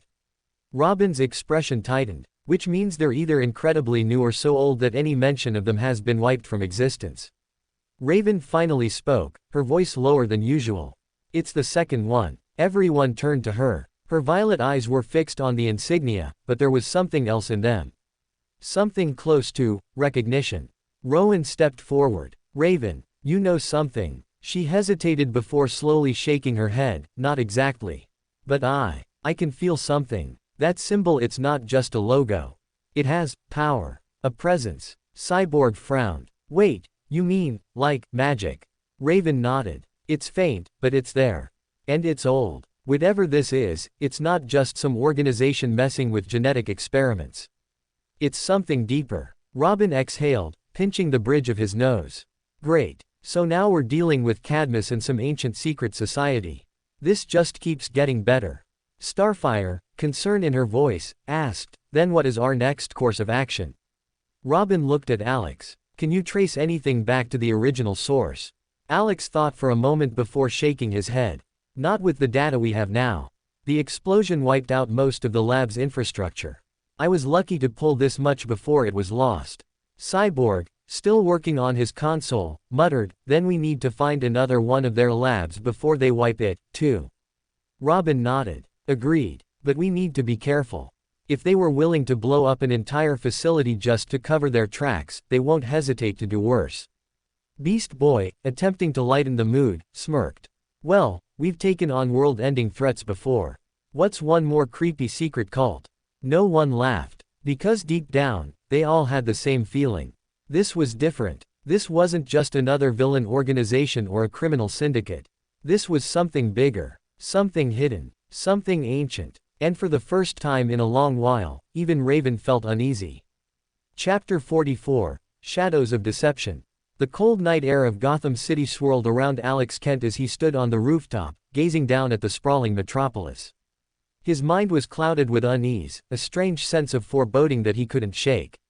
There was something hidden in the dark corners of this city, something moving just beneath the surface. The reports had come in over the last few days, whispers of strange occurrences, bodies turning up in bizarre states, and the quiet stirrings of a new organization, shadowed in secrecy. Alex had a gut feeling that this wasn't just another run-of-the-mill criminal syndicate. No, this was something bigger. Gotham had always been a city of chaos, but this felt different. Alex wasn't sure what was happening, but his instincts told him that something dangerous was brewing. Something that could shake the very foundations of the city. That was why he had decided to act on his own. For weeks now, he had been using his divination ability to probe the edges of this mystery. The visions were hazy, fragmented, nothing concrete, but they pointed him in one direction: an abandoned warehouse on the outskirts of Gotham. The connection was weak, but it was enough to spark his interest. He couldn't risk involving the Justice League, not yet. This was something that needed to be handled quietly, without drawing attention. He needed to operate under the radar. And so, Alex made the decision to go undercover, to investigate this shadowy group on his own. But one thing remained. He couldn't go in as Alex Kent. The world would recognize him. He needed to be someone else, someone who didn't draw attention. He didn't want his family to worry, and he certainly didn't want the Justice League to be alerted to his movements. But the name, that was a detail he hadn't worked out yet. Alex chuckled bitterly to himself as he adjusted the straps of his sword, a sword he had crafted specifically for moments like this. It wasn't just for show, the sword was a tool, honed for close quarters combat. He didn't need a flashy weapon, he needed something efficient and deadly. The blade was light but strong, able to cut through most obstacles with precision. It would serve him well. But as for the name, he didn't have the luxury of planning every detail tonight. His focus returned to the mission at hand. Gotham was quiet, too quiet. He had to find answers, and he had to do it alone. No distractions, no mistakes. The warehouse loomed in the distance, its dilapidated structure a stark contrast against the modern skyline of Gotham. As Alex approached, he felt the weight of the air shift. Something was wrong. The quiet wasn't peaceful. It was unsettling. He had felt this before, in darker places where the air seemed too still, like the calm before the storm. He moved quickly, his footsteps barely making a sound as he entered the building. Inside, the space was vast, with rusting metal beams crisscrossing overhead and the faint smell of mildew lingering in the air. A few stray rats scurried across the floor, but otherwise, the place was eerily silent. Alex's sharp eyes scanned the surroundings, every sense attuned to the faintest disturbance. His grip tightened around the hilt of his sword, the cool metal reassuring in his hand. His full pathway heightened his reflexes. He was prepared for whatever was lurking in the shadows. Then, he heard it. A soft, guttural growl. Alex froze, his eyes darting to the source of the sound. There, emerging from the darkness, was a creature half man, half monster. Its skin was mottled with patches of rough, leathery scales, and its teeth were sharp, protruding icky fangs from its twisted face. It was large, easily 7 feet tall, with claws that scraped against the ground as it moved. Alex's muscles tensed. This wasn't just some wild animal. No, this thing had been made, twisted into something unrecognizable. And if it was here, that meant the organization he was investigating was involved. The creature snarled as it lunged at him, its claws extended and ready to tear into flesh. Alex sidestepped with ease, his movements fluid and calculated. He wasn't going to let it get the upper hand. He unsheathed his sword in a single motion, the blade glinting in the dim light. As the creature came at him again, Alex met its strike head-on, his blade clashing with its claws with a loud screech. The creature's raw strength was formidable, but Alex had the advantage of technique. He ducked under a swipe from the beast, his sword slicing across its side with a sharp, decisive motion. The creature howled in pain, but it wasn't finished. It turned and charged again, faster this time, with rage burning in its eyes. Alex reacted quickly, his full pathway's clown allowing him to dodge and strike with deadly precision. He slashed at the creature's legs, causing it to stagger and fall. But it wasn't down yet. With a guttural growl, the creature lunged once more, but this time, Alex anticipated the move. He sidestepped and drove the sword deep into its torso. The creature's body jerked once, twice, before it crumpled to the ground, lifeless. Alex stood over it, panting heavily, his sword still lodged in its chest. But something strange happened then. The body began to shift, its monstrous features melting away to reveal a human face beneath. Alex's eyes widened as he realized what he was seeing. The creature wasn't some mindless monster, it had once been a human. But whatever had happened to it, whatever had twisted it into this grotesque form, was beyond anything he had encountered. The person had been turned into a weapon, a tool of some organization. Alex stood over the body, the blood still dripping from his hands and sword. The stillness of the room felt suffocating, and his heart pounded as he tried to process everything that had happened. The lifeless body before him, was it even truly human? The transformation it had gone through before dying, it was unnatural. But the answers were still elusive. He wiped his hand across his face, smearing more blood onto his already stained cloak. His breath was heavy, but his thoughts were chaotic. What was the truth behind all of this? Who was behind these experiments? What were they planning, and why were these people being turned into monsters? Alex didn't have any of the answers, but he knew one thing for sure: this couldn't be allowed to continue. Before he could contemplate further, the sound of footsteps echoed through the warehouse. It wasn't just one person. No, it was a group. His fingers tightened around the sword, his senses going on high alert. His stance was ready, but his eyes, though alert, remained calm. "Who's there?" Alex called out, his voice rough but controlled, a tone laced with underlying caution. His sword was still in his hand, blood dripping down the edge. The footsteps stopped just before the entrance. The air was thick with tension, and Alex felt his pulse quicken as shadows shifted in the doorway. A group of figures stepped into view, each one distinct but unmistakable in their presence. The Teen Titans led by Robin had arrived. The moment they entered, they froze. Their eyes immediately locked onto the scene before them, a hoodie on the ground, and a man standing over it, drenched in blood. His sword was covered in blood, and his hands were similarly stained. The atmosphere was thick with suspicion as the Titans took in the scene, their expressions wary, their instincts on alert. "What's going on here?" Robin's voice cut through the silence, sharp and filled with suspicion. His eyes narrowed, studying Alex from head to toe, taking in the bloody scene and the strange man standing amidst it all. "Who are you?" Alex didn't flinch at Robin's tone, but his mind raced. He hadn't expected anyone else to be here, especially not the Teen Titans.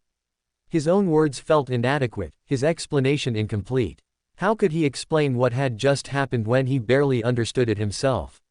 "I didn't kill anyone," Alex said, keeping his voice steady. His grip on the sword tightened, but he kept it low, not threatening, but ready. "This person was already dead. I just stopped whatever they were trying to do." "Stop whatever they were trying to do." Beast Boy's voice was skeptical, his eyes flicking back and forth between the body and Alex. "You expect us to believe that? You've got blood on your hands, and your sword's covered in it. Looks like you've been doing the killing, not stopping it." Cyborg stepped forward, HTS mechanical eye scanning Alex from head to toe. "Yeah, man, you don't exactly look like a hero right now." Alex shook his head, his voice low but firm. "You don't understand. I didn't." But he couldn't finish. Words failed him. The scene before him was too much. He was trying to piece together what was happening, and the situation had gotten way out of hand. "Stop," Raven interjected, her voice calm, but her eyes sharp as she analyzed the scene. She looked at Alex and then at the body, her expression unreadable. "Who are you really?" she asked, her tone soft but firm. And why are you covered in blood? What happened here? I'm not your enemy, Alex said, trying to get his words out in a way that would make sense to them. He stepped back slightly, raising his bloodied hands in a gesture of peace. I don't know who this person was. But what I do know is that I didn't have a choice. They were already, he faltered.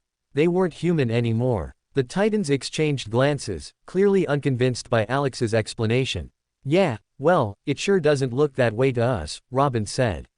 His voice was colder now, and his hand had subconsciously moved toward his utility belt, his fingers brushing against his weapons. And you expect us to just take your word for it? Alex's gaze hardened. He could feel the tension building with every passing second. The Titans weren't going to back down without an explanation, and Alex knew that if he didn't get them to trust him, things could get violent fast. I'm not here to fight you, Alex said, his voice growing more desperate as he tried to convey the urgency of the situation. I'm trying to stop whatever's going on here. I don't have all the answers, but you don't understand what's coming. Starfire stepped forward, her alien features scrunching in confusion. We do not understand, but we know that there is blood on your hands, and a creature that is no longer alive. What is this? What is happening? Alex opened his mouth to speak again, but before he could say anything, Robin snapped. I don't care what your intentions are. You're not getting away with this. I don't know who you are, but we can't let you go free, not like this. His stance was defensive, and before Alex could react, Robin lunged forward. He had no choice but to act fast. Alex sidestepped, narrowly avoiding Robin's strike. He wasn't trying to hurt anyone he never wanted to fight, but there was no other way out of this. His sword flashed through the air as he blocked another strike from Robin, the clash of steel ringing through the warehouse. The Titans immediately sprang into action, Cash One trying to subdue Alex, their training taking over. Beast Boy transformed into a tiger, charging at him, while Cyborg raised his sonic cannon, aiming at him. Starfire launched herself into the air, shooting energy blasts toward Alex, who barely had time to react.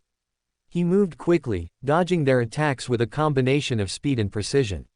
His mind was focused, calculating each move as he avoided being struck. It wasn't that he wanted to fight, it was that he couldn't afford to let the Titans get in his way. Raven's eyes flashed with power as she summoned dark energy, sending it toward Alex in an attempt to subdue him. But he was too fast, sidestepping the energy blasts with ease. He couldn't keep dodging forever, though. Sooner or later, one of them would land a hit, and he wasn't prepared for that. It wasn't until Alex grabbed Raven by the arm, using his speed to disarm her and pull her into a hold, that the fighting slowed. His face was inches from hers, and for a moment, everything was silent. I'm not your enemy, Alex said again, his voice low and urgent. Tin trying to stop the same people you're after. Please, just let me explain. Raven's eyes widened with surprise, and though she didn't say anything, the tension between them was palpable. Alex slowly released her, his gaze flicking to the others. He backed away, raising his hands once more in a gesture of surrender. I'm just trying to help. But I need you to trust me. Robin's eyes were still filled with suspicion, but the fight had drained from his posture. We'll listen to your side, Robin said cautiously. But you'd better have a damn good explanation. Alex let out a quiet sigh of relief. Now, he had to find a way to prove that his intentions were as honest as they could be, and that the danger was far greater than any of them realized. The tension in the warehouse was still thick, the weight of mistrust lingering in the air like a fog. Alex stood with his back against a wall, his blood-stained hands held loosely at his sides.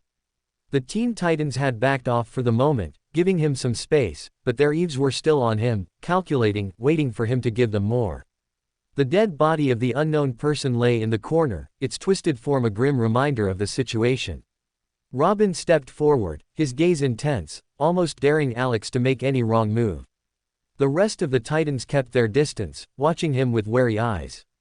Beast Boy had reverted to his human form, his arms crossed tightly over his chest, a look of disbelief still on his face. Raven floated silently, her dark eyes narrowed with suspicion. Starfire and Cyborg exchanged looks, their bodies tense and ready for action if the situation escalated again. Alex felt the weight of their scrutiny, and despite his calm exterior, his thoughts were racing. He hadn't anticipated things going this way. When he decided to come here to investigate, He hadn't considered that he'd be confronted by the Teen Titans, much less dragged into a fight with them. He had assumed he could move through the shadows, gather his information, and figure out what this mysterious group was doing, what their connection to these monsters was, without anyone noticing. But now that the Titans were here, things had gotten far more complicated. I don't know what happened to this person, Alex said again, trying to get through to them. His voice was tired now, the weight of the conversation beginning to weigh on him. They were transformed, changed into something else. I didn't kill them. I just stopped whatever they were becoming. Robin's eyes narrowed further, his suspicion growing. Transformed. Into what, exactly? Alex hesitated. He didn't want to sound insane, but the truth was that he didn't have a better word for it. He wasn't sure what he had encountered either. The creature, whatever it was, had been human once, but its form had morphed in grotesque ways, its skin twisting, eyes bulging with some kind of unnatural energy. There was no mistaking it. This wasn't just a simple attack. This wasn't just some ordinary criminal or thug. I don't know what it was. Alex continued, his voice quieter. But it wasn't human anymore.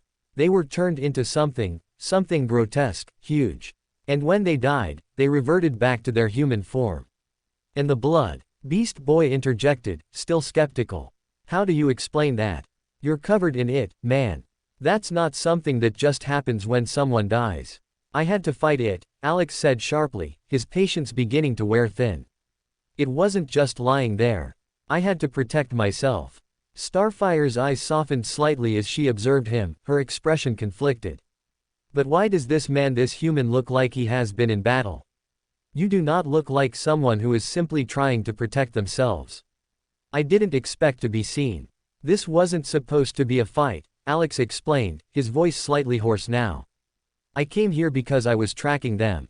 A group like this, whatever they're doing, it's not normal. And I needed to stop them before they hurt anyone else. I didn't know how to explain it. Alex admitted quietly, his voice laced with frustration. I didn't want to say anything that might make it worse. I'm not one of your enemies. I swear. I'm just here to figure out what's going on. There was a long silence as the Titans processed his words. Robin's face was unreadable, but there was something in his eyes now, something that suggested he was weighing the situation carefully. Raven, too, seemed to soften a little, her body language less tense. Still, the suspicion in her eyes hadn't entirely gone. Look, we don't know who you are, Robin said finally, his voice a little quieter now. And we don't know if we can trust you. But we don't have time for games. If you really want to help, then you need to start giving us answers. Why are you here, and who are you working for? Alex could feel the weight of their expectations. He hadn't anticipated this line of questioning, at least not so soon. He had expected them to at least give him a chance to explain, but the Titans were understandably cautious. They were right to be. He'd come to their turf, with blood on his hands, and he couldn't fault them for wanting answers. My name is Klein Moretti, Alex said after a long moment, the decision coming instinctively. It wasn't a name he'd thought of beforehand, but it felt right, fitting. A new identity for a new purpose. He didn't want to complicate things further by revealing too much, but he could tell the Titans were pressing him for something more. And that meant his own past had to stay hidden, at least for now. Klein, Robin repeated, his brow furrowing in confusion. Is that even your real name? Alex met his gaze steadily, his expression unreadable. It is. Robin didn't seem convinced, but he didn't press the issue. Instead, he stepped back slightly, giving Alex a once-over, his eyes lingering on the bloodied sword still clenched in Alex's grip. It wasn't just the blood that had drawn their attention, it was the way Alex held himself, the calm, controlled manner that suggested he was a far more dangerous person than his appearance let on. Alex let out a slow breath, trying to steady his nerves. I'm not here to make trouble. I'm here because I think there's something bad going on, and I'm trying to stop it. Raven, ever the skeptic, raised an eyebrow. And you think we're supposed to just believe that? Tin, not asking you to believe me, Alex said, his voice growing firm. But I am asking you not to make this harder than it already is. If you want to help, then we need to figure this out together. Because I'm not the only one who's been noticing strange things happening. Robin studied Alex carefully for a moment longer, as if considering whether or not he was telling the truth. Finally, he nodded, though the suspicion didn't leave his eyes entirely. All right. But you better have more to say than just that, Klein. I'll tell you everything I know, Alex said. But not right now. We need to get out of here first. If we stay here much longer, we're going to attract more attention. Robin looked at the others, who nodded in agreement. He turned back to Alex, his eyes still narrowed. Fine. But I'm keeping my eye on you, Klein. If you're not on the level, we'll figure it out. Alex followed the Teen Titans out of the warehouse, his sword sheathed at his side, its blade still stained with the blood of the transformed man. His steps were steady but weighed down by the uncertainty that clung to him like the blood on his hands. Illis' new identity Klein felt like a temporary mask, one he wasn't sure he could keep up for long, but it was necessary. The Titans weren't going to buy into any easy explanations that his intuition was practically screaming at him. To investigate this group no matter what, and as much as he'd like to have shared everything with them, he couldn't. They would never believe him if he started talking about beyonders, sequences, or the true nature of his powers. Not yet, at least. They walked in silence, their footsteps echoing through the empty streets of Gotham, the night air thick with the kind of heavy silence that precedes a storm. Alex kept his distance from the group, observing them with a mixture of curiosity and caution. The Teen Titans, or at least the ones he'd met so far, were a strange mix of personalities, but there was one thing he knew for sure: they were not the average group of heroes. They were young, but they were dangerous, and despite their individual quirks, they all had a sense of purpose. Robin led the way, as expected, with his sharp eyes constantly scanning their surroundings. The others followed in various states of readiness. Cyborg had his arms crossed, his mechanical eye occasionally flickering as if running some kind of diagnostic check. Starfire floated just slightly above the ground, her white eyes taking in everything around her with an almost childlike wonder. Though there was strength in her gaze.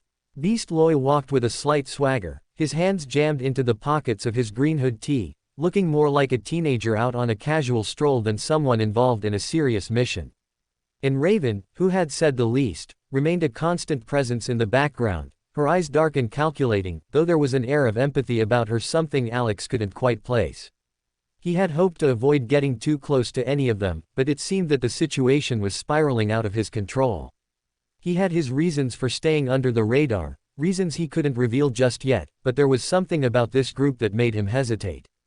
They weren't like the Justice League. They were young, yes, but they had potential, and that made them dangerous. In a way, they reminded him of himself when he first began experimenting with his powers. They had an energy, an intensity that was hard to ignore. As they turned a corner, Alex's gaze shifted to the skyline of Gotham. The city was as dark as always, but tonight, the shadows seemed to be longer, the alleyways deeper, and the ATR more oppressive. He couldn't shake the feeling that something was on the verge of breaking, something far worse than he had encountered so far.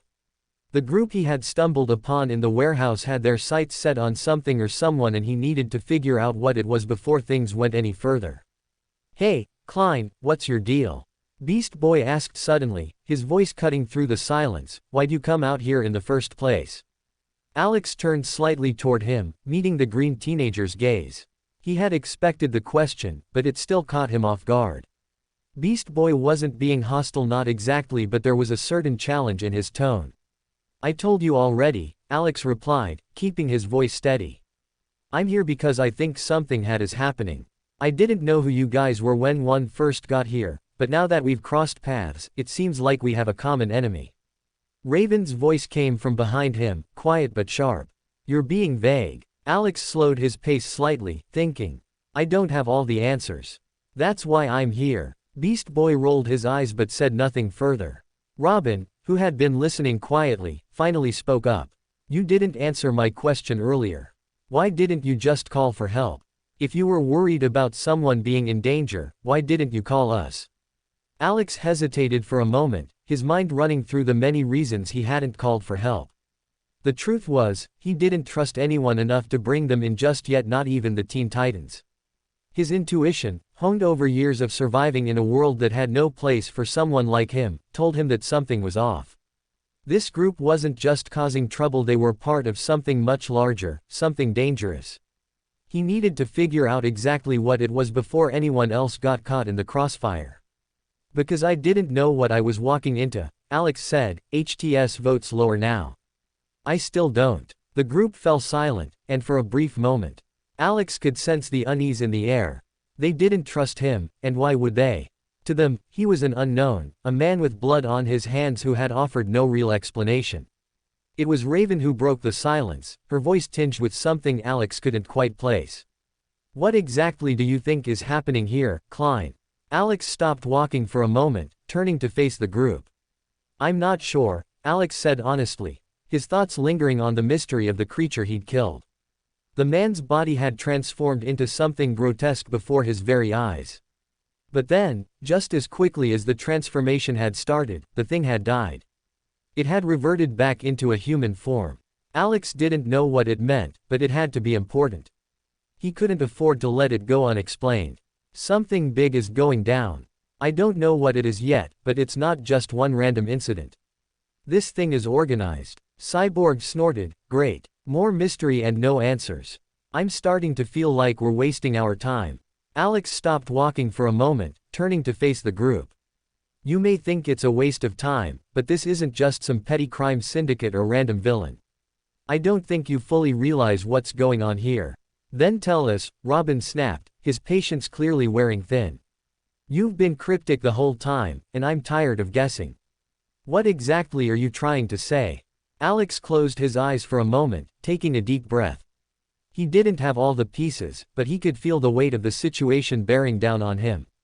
This wasn't going to be easy, and he was going to need to be careful. If he pushed too hard, the Titans might turn on him, and he wouldn't be able to afford that. I'm saying that there's something more than just what we're seeing, Alex replied, his voice quiet but firm. This isn't just about monsters or strange creatures. There's a bigger game being played here. And if we don't figure out what's going on, we're going to be caught in the middle of it. I'm saying that there's something more than just what we're seeing, Alex replied, his voice quiet but firm. This isn't just about monsters or strange creatures. There's a bigger game being played here. And if we don't figure out what's going on, we're going to be caught in the middle of it. Robin seemed to mull over Alex's words for a moment, and then, unexpectedly, he nodded. All right, we'll help you. But don't think we're going to take everything at face value just because you said so. We'll be watching you. Alex met Robin's gaze evenly, feeling a sense of relief, though he didn't show it. He wasn't going to let his guard down, not yet. There was still so much he didn't know, and the more he interacted with the Titans, the more complicated things seemed to get. Why are you doing this?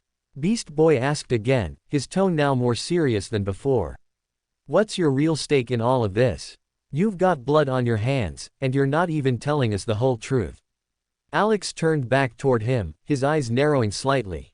This was the part he had been dreading, being cornered without a good answer. But there was one thing he had to say, and he wasn't going to lie about it. Not this time. I'm doing this because I think this is related to my family's disappearance, Alex said, his voice steady but tinged with a hint of something deeper, something personal. A few years ago, they vanished without a trace. No one could figure out why.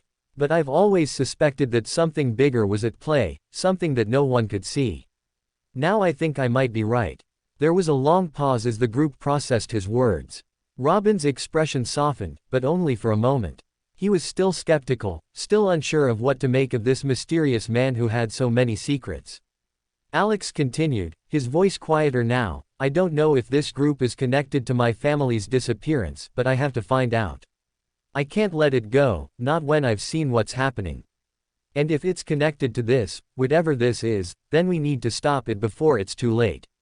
The others didn't say anything right away, but Alex could feel the shift in the air.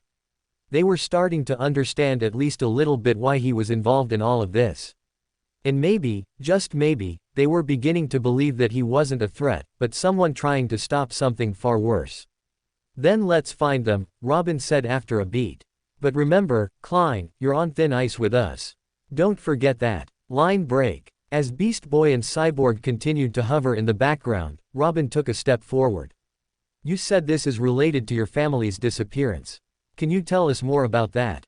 Alex paused, feeling the weight of the question. It was a simple request, but one that could easily lead to an uncomfortable situation. If they learned the truth that his family was unaware of his involvement in this investigation, they would never trust him. He had already told them a half-truth about wanting to investigate this group, but revealing more would only complicate matters. I told you what I know, Alex said, his voice steady but his eyes betraying the slightest hint of uncertainty. I'm investigating this group because I believe they're connected to my family's disappearance. If I can get close to them, I can figure out what happened. But this isn't just about me. I'm doing this because I think this organization poses a much bigger threat. One that could affect everyone. Cyborg crossed his arms, his mechanical size scanning Alex with a calculated expression. So, you're saying you're in this just to get answers, huh? And you think we can help you? I think you've got a better chance of helping me than anyone else. Alex replied, his voice firm. I'm not looking for a team to fight my battles for me. I just need information, and right now, you guys seem like the only ones who know how to deal with groups like this. The Teen Titans exchanged glances, each of them mulling over his words. Raven, however, remained silent, her piercing gaze never leaving Alex as she studied him, as if trying to read his every move. He could feel the weight of her stare, and it made him uneasy. Raven had an uncanny ability to sense things, emotions, intentions, things that no one else could perceive so easily. Finally, Robin spoke again, his voice calm but cautious. All right, Klein, we'll take you at your word for now. But if you're really serious about helping us and getting to the bottom of this, you're going to have to prove yourself. We don't take kindly to anyone who's got ulterior motives. Alex nodded. Understood. I'm not here to waste anyone's time. I just need to know where to start. Robin's lips curved into a faint smile. Then you're in luck. We've got a few leads of our own. We're investigating a group that we believe might be connected to the Black Sun. It's been operating in the shadows for some time now, and we've run into a few interesting situations. Beast Boy snorted, transforming into his human form. Interesting is one way to put it. More like, extremely dangerous. Alex's interest peaked. What do you know about them? We've been tracking them for a while now, Robin said, his tone turning serious. They've been responsible for a number of disappearances, strange events, and unexplained attacks. We've been trying to get closer to them, but they're elusive. We think they might be trying to summon something we're not sure we're ready to face. Alex felt his heart race. This was it. This was the moment he had been waiting for. The organization he had been investigating was indeed connected to something far darker, and it was no coincidence that the Teen Titans were looking into them too. He turned his gaze to Robin. If you're willing to work together, we can share information. I have my own ways of getting close to them, and I'm not afraid to get my hands dirty. Robin studied him for a moment, weighing the offer. Finally, he nodded. All right, we'll keep you in the loop. But don't think for a second that we trust you completely. You're on probation, Klein. Keep that in mind. I understand, Alex said, giving a small nod of acknowledgement. The conversation fell into a lull, each member of the team lost in their thoughts. Cyborg, ever the optimist, was the first to speak up. So, what's the plan now? How do we find these guys? And what exactly are we dealing with here? Alex glanced around at the group, his mind already whirring with possibilities. He had made the decision to work with them, but he was still keeping his own agenda close to his chest. The Black Sun was more dangerous than any of them could imagine, and he needed to be prepared for anything. I'll need to do some more digging, he said finally. But I've got a few ideas. We'll need to get in close, stay under their radar, and figure out exactly what they're planning. It's going to take time, but we'll find a way to stop them before they can do any more damage. The Teen Titans exchanged glances again, nodding in agreement. They may not trust him completely yet, but for now, they had a common enemy, and that was enough. Alex turned to leave, but before he could take a step, Robin's voice stopped him. You know, Klein, if you're really serious about helping us, we might just make a place for you on the team. Alex's lips twitched into a faint smile, though it didn't reach his eyes. We'll see about that, Robin. For now, I've got my own work to do. With that, he turned and walked away, his thoughts once again consumed by the Black Sun and the dark path that lay ahead. Paw of the Titans. The group stood in an uneasy silence after Alex Klein, as he had introduced himself, walked away. The blood-stained sword and the dead body had left an unsettling mark on the team, and though they had agreed to cooperate, there were still too many questions that lingered in the air. For the Teen Titans, everything about this situation felt off, but their instinct told them that something bigger was at play. Robin's sharp eyes followed Klein's retreating form, the uncertainty in his expression barely hidden behind his usual mask of focus. His mind was spinning with questions. Who was this mysterious man? Was he truly just an investigator, or was there more to him than he let on? The fact that he had the blood of a dead man on his hands, yet claimed to be investigating the Black Sun organization, made Robin uneasy. Are we seriously letting him walk away like that? Beast Boy asked, breaking the silence with a frustrated tone. His arms were crossed over his chest, and his usual cheerful demeanor had evaporated. Beast Boy's right, Cyborg added, his mechanical arm whirring slightly as he folded his arms. I don't know about you guys, but something doesn't sit right with me. He shows up out of nowhere, covered in blood, and then claims it's all connected to his family's disappearance. He didn't even give us any real answers. Robin didn't respond immediately. Instead, he continued to watch Klein's figure until he disappeared from view. There was a lot he didn't know about the man, but the fact that he was willing to team up, even if only temporarily, with the Titans meant something. Robin was good at reading people, and for all the uncertainty and tension, he had sensed no malice in Klein's actions. It wasn't trust, at least, not yet, but there was something in the way Klein spoke, the way he didn't back down, that made Robin pause. He's hiding something, Raven finally spoke, her voice low and almost haunting. There's dirtiness in him, and I can feel it. I'm not sure what it is, but it's there. But he isn't lying when he says he's investigating the Black Sun. Why do you say that? Robin asked, turning his head slightly toward Raven. Raven's eyes seemed to cloud for a moment, her mind clearly drifting as she probed the depths of her abilities.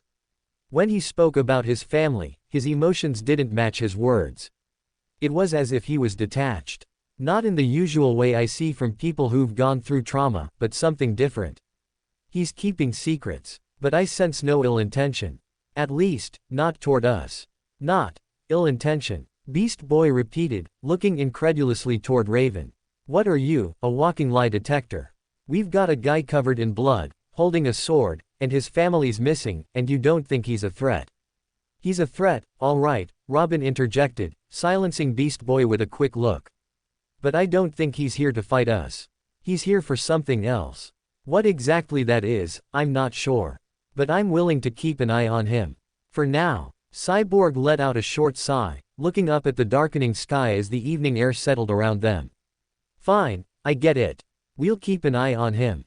But that doesn't mean I'm comfortable with this. We can't trust him completely.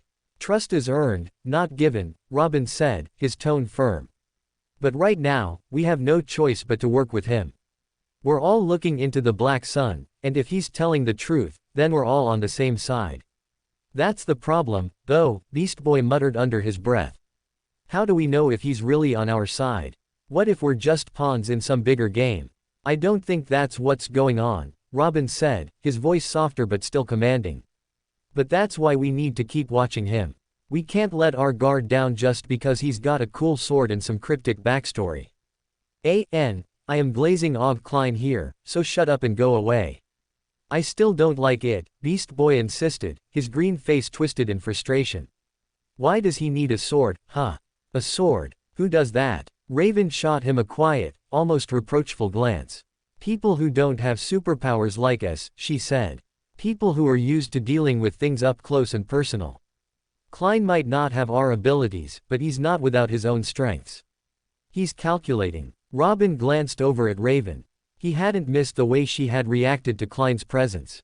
Raven had always been sensitive to the emotional currents of others, and if she was uneasy, that was a concern. He trusted her instincts as much as his own. So, what now? Cyborg asked. We just wait for him to make his next move. Robin paused, his gaze flicking from Raven to Beast Boy, then back to the direction Klein had gone. We keep investigating, just like we've been doing. We'll take him at his word for now, but we need to be ready for anything. If he's hiding something, I want to know what it is. And we can't exactly leave him to his own devices, Beast Boy added with a sigh. Who knows what he's really up to? Robin nodded. Exactly. We keep following our leads, but now we keep an eye on him too. If he's connected to the Black Sun, we need to stay ahead of him, not behind. So we keep playing it cool, and if he does anything weird, we step in. Cyborg asked. That's the plan, Robin said. But we have to be careful. I don't think he's a threat yet, but I wouldn't be surprised if he has more secrets to hide. Let's not forget he's already fought a monster and walked away with a blood-soaked sword. That's not something you just brush off. Raven shifted slightly, her expression unreadable as her thoughts turned inward. He's not telling us everything. But what if he's telling the truth? What if he really is investigating something far worse than what we know? We need to be cautious, but we also need to be open to the possibility that we're dealing with something far bigger than we imagined. Robin looked up at the sky, lost in thought. We'll keep our guard up, but we'll work together. For now, we have a common goal. We'll see where this leads. Chapter 45, The Titans' Investigation. The Teen Titans had spent the last few days piecing together everything they had learned about the Black Sun and the mysterious figure who had introduced himself as Klein. While their investigation into the organization had yielded some leads, it wasn't enough to draw concrete conclusions.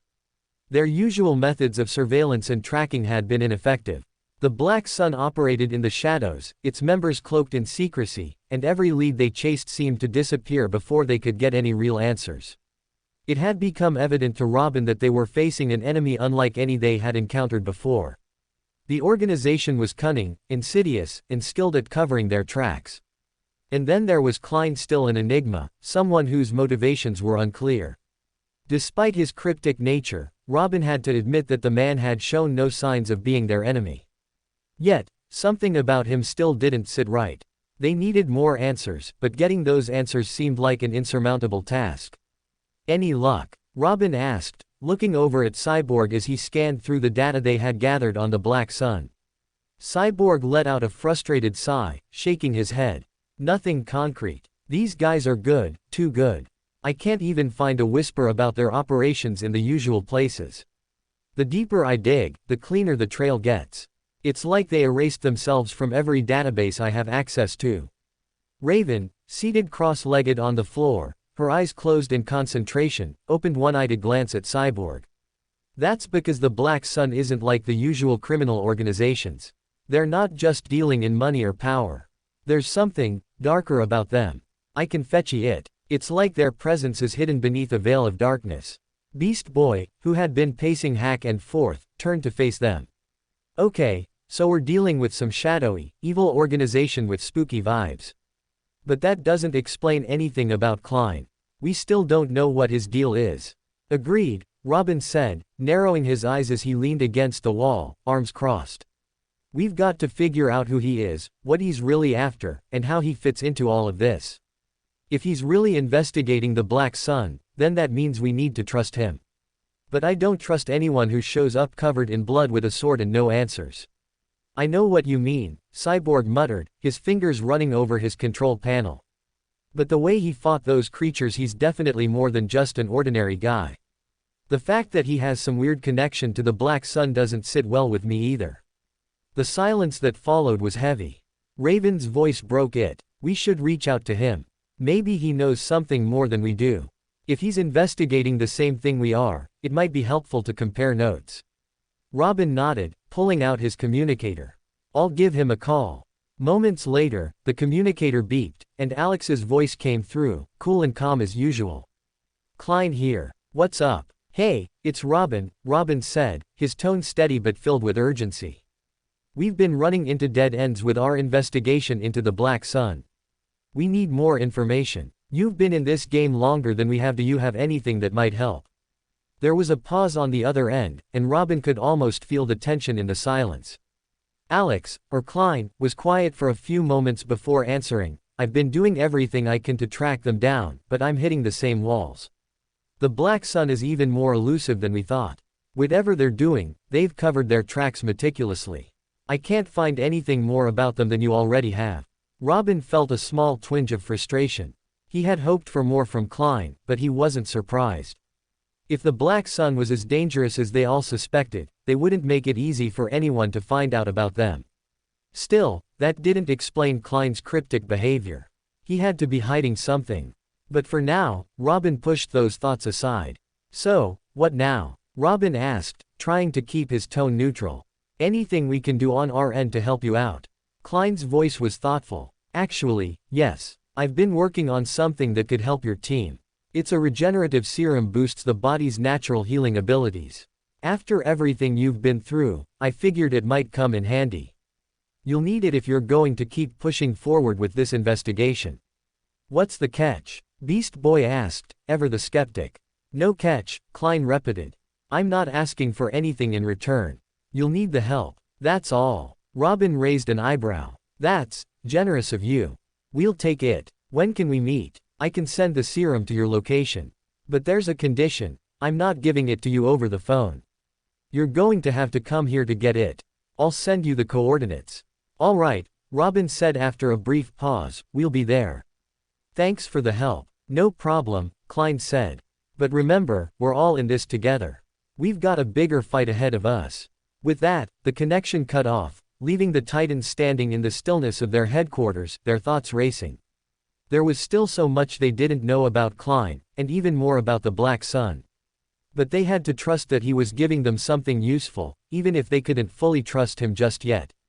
We go to him, Robin sobbed firmly, the decision made. It's a lead, and we need all the help we can get. Let's move out. As the Teen Titans salted up and prepared for their next move, the sense of unease hadn't lifted. They knew they were getting closer to uncovering the truth about the Black Sun.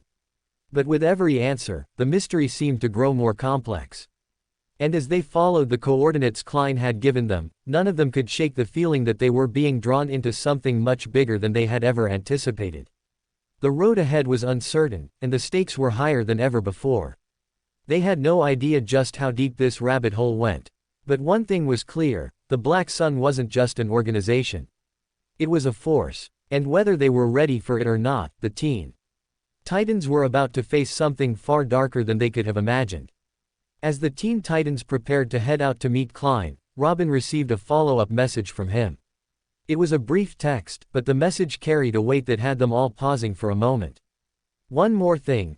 This regenerative serum forces the body to regenerate at a higher rate, but it takes a significant toll on your metabolism. You're going to burn through calories fast. If you don't cat enough afterward, you're going to feel the consequences. I've been using it myself, so I know it works, but trust me when I say you'll need to keep up with the intake afterward. Consider this a warning. Robin frowned as he read the message aloud to the team. Great. So, not only do we have to deal with an ultra-secret organization, but we also have to cat our weight in food after we use the serum. Fantastic. Raven, sitting cross-legged on the floor, raised an eyebrow. Sounds like you're going to need a feast. I'm guessing this isn't just a temporary fix for a few bruises. It's more of a long-term boost. Exactly, Robin said, staring at the message. Klein didn't just give us this serum for kicks. He's expecting us to get hit hard in the coming days. If we're going to be facing off with the Black Sun and whatever else they've got cooking, this is our best shot at keeping ourselves in one piece. Do we trust him, though? Beast Boy asked, leaning against a wall, his arms crossed. I mean, it's kind of weird that he's just giving us this stuff. No strings attached. Seems too easy. That's the problem, Robin replied, staring at his communicator. We don't know if we can fully trust him yet. But this regenerative serum is our best chance at keeping up with the physical strain of this investigation. We've got to take the risk. All right, so we take the serum and eat everything in sight afterward. Got it, Beast Boy said, offering a thumbs up. Now, can we just go already? I'm starving. Robin ignored Beast Boy's antics and gave a sharp nod. Let's move out. We don't know what we'll be walking into, but we've got to be ready for anything. The Titans arrived at the coordinates Klein had sent them in no time. The location was an old, industrial warehouse tucked away on the outskirts of Gotham. Its worn-out exterior suggested it hadn't been in use for years. There were no signs of life, no guards or watchmen. It was quiet, too quiet. We're here, Robin said, scanning the surroundings. He didn't feel the usual sense of unease when dealing with an unknown adversary, but there was something unsettling about this place. Klein had clearly set up shop here for a reason, but what that reason was, Robin didn't know. As they stepped inside, they found the warehouse to be filled with basic equipment and storage units. In the center of the room stood a table, upon which several vials of the regenerative serum rested. The liquid inside was a bright, glowing green, almost eerie in its appearance. Alex Klein stood nearby, his arms crossed as he watched the group enter. His face was impassive, but there was something faintly amused in the way he regarded them. He was dressed casually, his sword sheathed at his side, but his demeanor was sharp. "I see you made it," he said, his voice smooth. "The serum is here. I've got enough for all of you. Take it as needed. But remember my warning, you'll need to eat afterward. If you don't, the fatigue will catch up with you." Robin nodded, his eyes narrowed. "We got your message. But there's one thing I want to know, why are you helping us? What's in this for you?" "That's your prerogative," Klein said coolly. "But the truth is, I'm not doing this for you, or for anyone else. I'm doing this because of my family. They were taken from me, and if I don't make sure that the Black Sun doesn't get their hands on whatever they're after, I won't be able to find them. This is personal for me. And if you want to stop them, you'll need all the help you can get." With that, he gestured to the table. "The serum. It's all yours. Use it wisely." Robin glanced at his team, exchanging silent looks. Despite the lingering distrust, they knew they didn't have much of a choice. Time was running out. They needed every advantage they could get, and they didn't have the luxury of being picky about their allies. Robin turned to his team. "All right, let's take it and get moving. We've got a job to do. I'll be coming with you," Klein said after a pause, his tone flat but determined. "It's better if I'm with you while we figure this out. I'm not going to just stand back and wait for you to get yourselves hurt." The Titans looked at each other in surprise. Klein hadn't previously indicated any interest in joining the team, and his presence alone had been unsettling. But now, he was offering to stay with them for the fight. "Are you sure about this?" Robin asked, still on guard. Klein nodded. "I'm sure. We'll need all the hands we can get if we're going to take on the Black Sun and whatever else they're hiding." Robin hesitated for a moment, but then gave a short nod. "All right, let's stick together. We don't know what's coming, but we'll need to face it as a team." The tension in the air was palpable as the Teen Titans moved toward the workhouse. Their steps were light, but every footfall seemed to reverberate with the weight of the task ahead. Klein's information had led them here, but they were still uncertain about what they would find. They had been trained to handle a variety of situations, but this felt different. The sense of impending danger was overwhelming, and none of them could shake the feeling that they were about to walk into something far more dangerous than they had expected. Robin took the lead, his sharp eyes scanning the surroundings as the team approached the building. He didn't speak, but his body language said everything. This mission was important. Every move had to be calculated. One wrong step, one miscalculation, and they could find themselves in over their heads. "Stay alert," he finally said, his voice low and focused. "We don't know who, or what, we're going to encounter in there." Cyborg checked his wrist computer, scanning for any signs of interference or hidden cameras.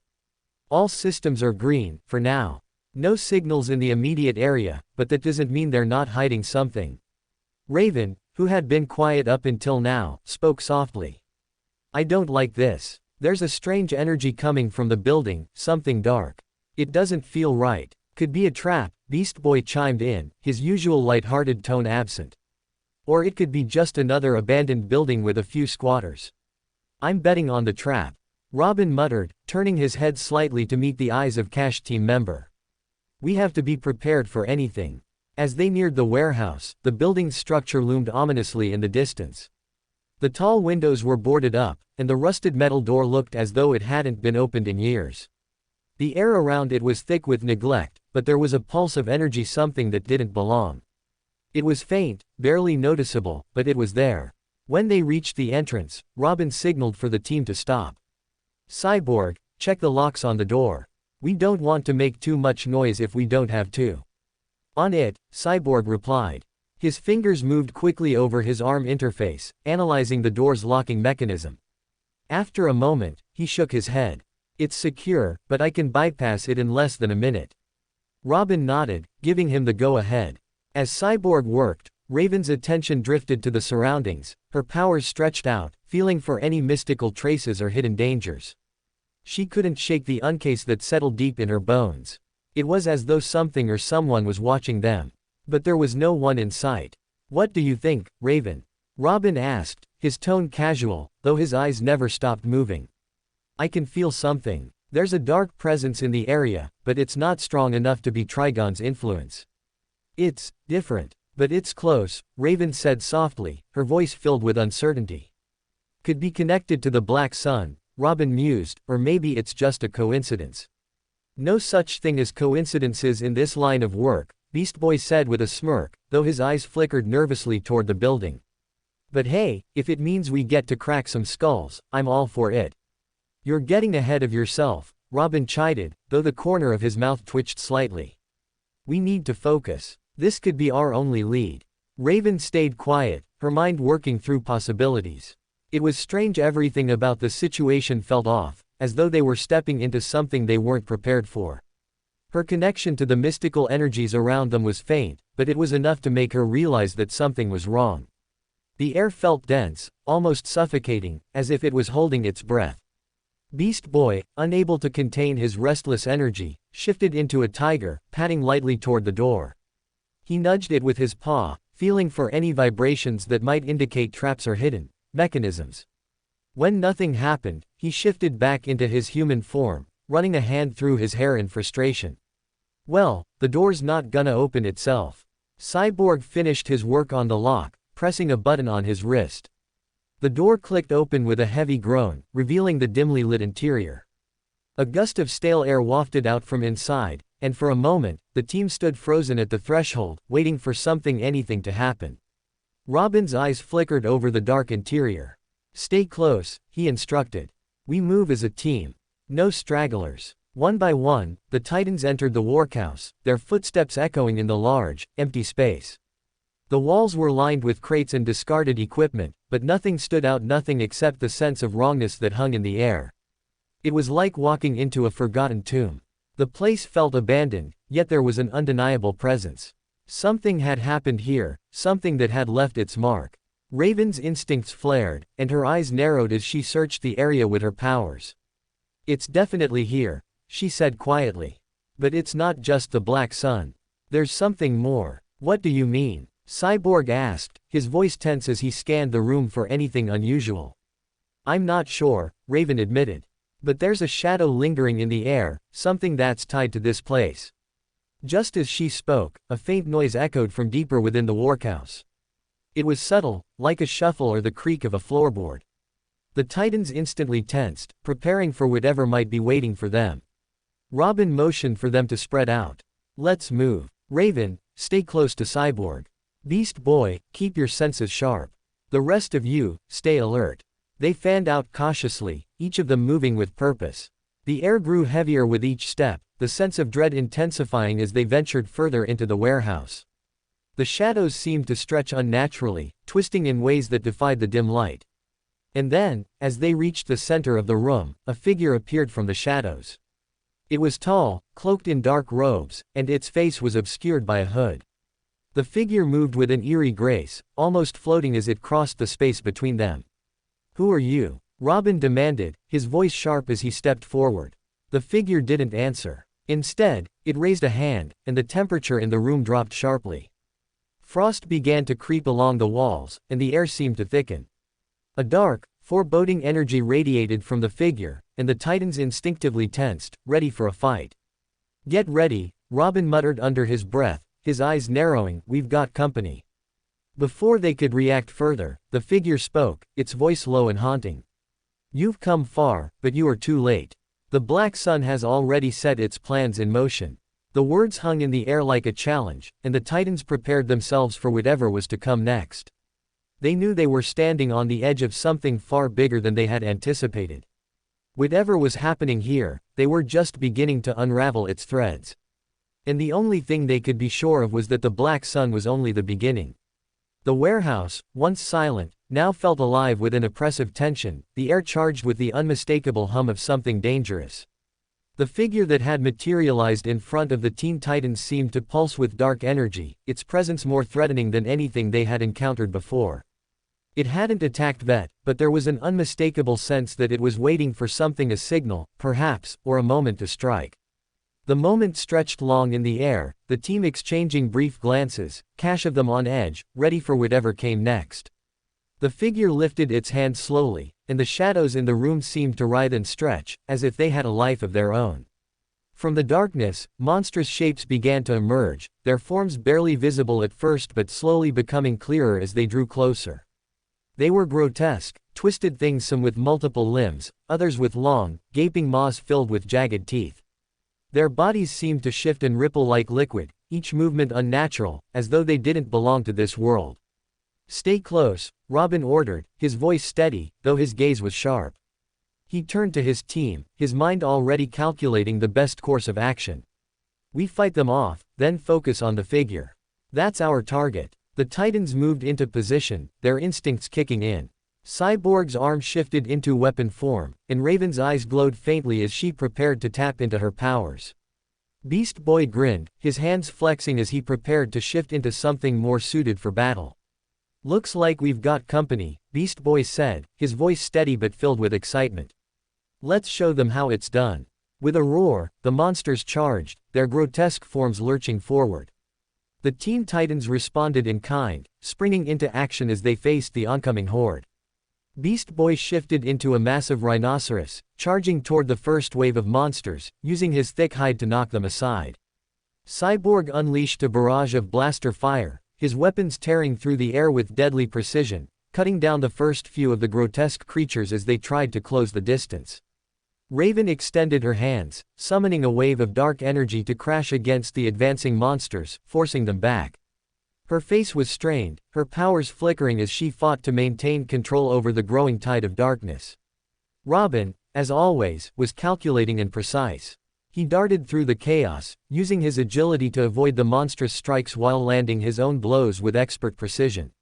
He used his staff to knock one creature off balance before flipping over its back and landing in a crouch, ready for the next wave. "Focus on the figure," Robin shouted, his voice cutting through the noise of battle. "We can't let them keep us here forever." But even as he called out to his team, his own mind was racing. The Black Sun was a bigger threat than they had initially anticipated. And whatever was happening here, this wasn't just a simple monster attack, it felt like an organized assault. Alex, who had remained silent up until now, watched with a carefully masked expression. His heart was pounding, and his mind was working at full speed. As much as he wanted to help, he knew that it wasn't just about raw power. They needed to understand what was going on, and they needed a plan. His gaze shifted to the figure standing near the shadows, still unmoving as its minions wreaked havoc. A thought flashed through Alex's mind, and he couldn't help but ask. "Robin, it would really help if the League was here, don't you think?" Robin paused for a moment as he landed a blow on one of the monsters, his eyes narrowing at the sudden shift in the battle. He didn't take his gaze off the monsters surrounding them but responded in a calm voice, "The League is off-world, handling another crisis. There's a planet in trouble, a situation too big for us to ignore. We're on our own for now." Alex nodded, processing the information. He knew the Justice League well, and the fact that they were occupied with something beyond Earth meant that they wouldn't be able to assist. They were facing this alone, and that realization made his blood run colder. The Black Sun was no joke, and if the League couldn't be there to support them, the Titans would need to be at their best. The creatures were relentless, and it was clear that they weren't going to stop until they overwhelmed the team. They were like a flood rushing in from every angle, filling the space with their monstrous forms. The air was thick with the scent of blood, and Alex could hear the clash of metal and the shouts of his teammates as they struggled to keep the creatures at bay. Beast Boy, still in his rhinoceros form, slammed into a large, hulking creature that seemed to have more than a dozen eyes, each one watching them intently. The creature let out a guttural roar, and before Beast Boy could react, it opened its mouth and inched, aiming to bite down on him. In an instant, Beast Boy shifted back into his human form, narrowly avoiding the attack, and sprang back with a grunt. "Okay, that was too close," he muttered, his tone laced with frustration. Cyborg was a whirlwind of firepower, but even his advanced weaponry was struggling to take down the creatures fast enough. Every blast that hit seemed to kill one, only for another to take its place, as though the horde was endless. "This is gonna take a while," Cyborg growled, his voice tinged with frustration. "We need more firepower." But just as it seemed like they were getting overwhelmed, Raven stepped forward, her eyes glowing with an inner light as she summoned her full power. She raised her arms, and a massive wave of dark energy exploded from her hands, pushing the creatures back and clearing a path through the chaos. The monsters recoiled, hissing and screeching in pain as the energy washed over them. "Keep it up," Robin shouted, secking an opening in the mass of creatures. "Don't let them regroup." Alex glanced toward the figure in the shadows, noticing its stillness amidst the chaos. It hadn't moved since the battle began, but Alex couldn't shake the feeling that it was orchestrating the fight. His instincts told him that the figure was more than just an observer, it was part of the larger plan. If they didn't deal with it, they wouldn't win. But as the battle raged on, Alex realized that they needed more time. Time to gather their strength, time to prepare. "Raven," he called, his voice cutting through the noise. "We need to focus on the figure. It's the one pulling the strings here. Can you help us get a clear shot at it?" Raven's eyes flickered toward him, and she nodded, her face set with determination. "I'll try, but it's not going to be easy. The creatures are closing in. We just need to hold them off long enough," Alex said, his mind already calculating. He reached into his coat, pulling out a small device from his belt, a tracker he had designed to detect specific energy signatures.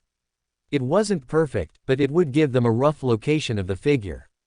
The Titans continued to fight as Alex worked quickly, scanning the room for any sign of the dark figure. When the device beeped, he saw a faint pulse of energy on the screen. "There. It's near the back. We need to move now." Robin nodded. "Raven, take the lead. We'll follow up and clear the way." Raven's powers surged again, her dark energy swirling around her as she directed it toward the monsters. "Hold on, guys," she said, her voice strained, "we're going to push them back. But stay close." The Titans pressed forward, their every move synchronized with desperation and purpose. Raven's dark energy formed a protective barrier around them, pushing the monsters back in waves. Each pulse of power from her hands sent the grotesque creatures reeling, but the relentless onslaught of enemies showed no signs of slowing.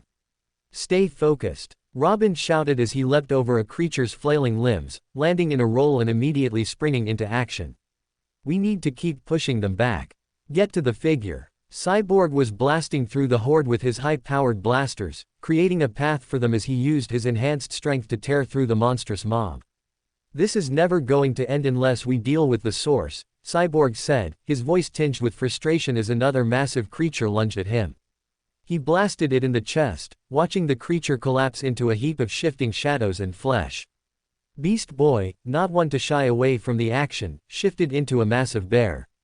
He roared and swung his paw, knocking several creatures aside before charging into the fray, using his brute force to clear the way.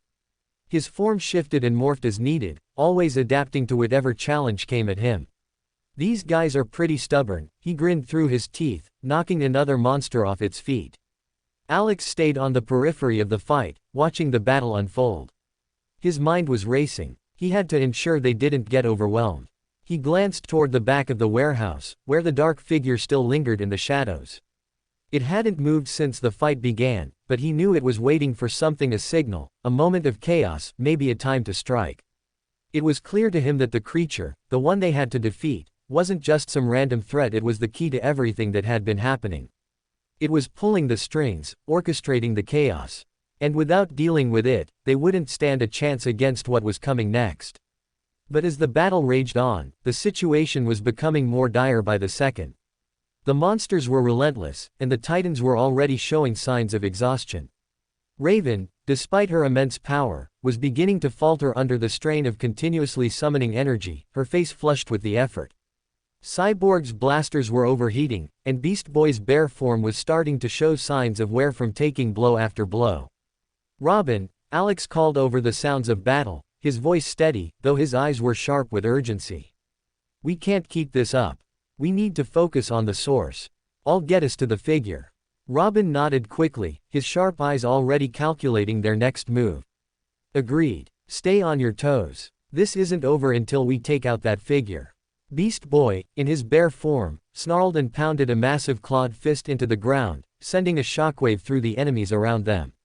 "Well, I'm all for smashing this thing to pieces. Let's finish it already." But despite their best efforts, the creatures didn't retreat. In fact, they seemed to multiply, flooding the warehouse in endless waves. The air was thick with the stench of decay, the screeches and growls of the monsters deafening as they attacked from all sides. Alex clenched his fists, then reached to his back and unsheathed the sword he had fashioned for close combat. It wasn't as elegant as some of the weapons he had seen in the hands of the Justice League or other powerful beings, but it was effective. The steel blade gleamed in the dim light, reflecting the chaos around them as he prepared himself for the fight ahead. "I'll clear the way," Alex said, stepping forward, his voice firm and unwavering.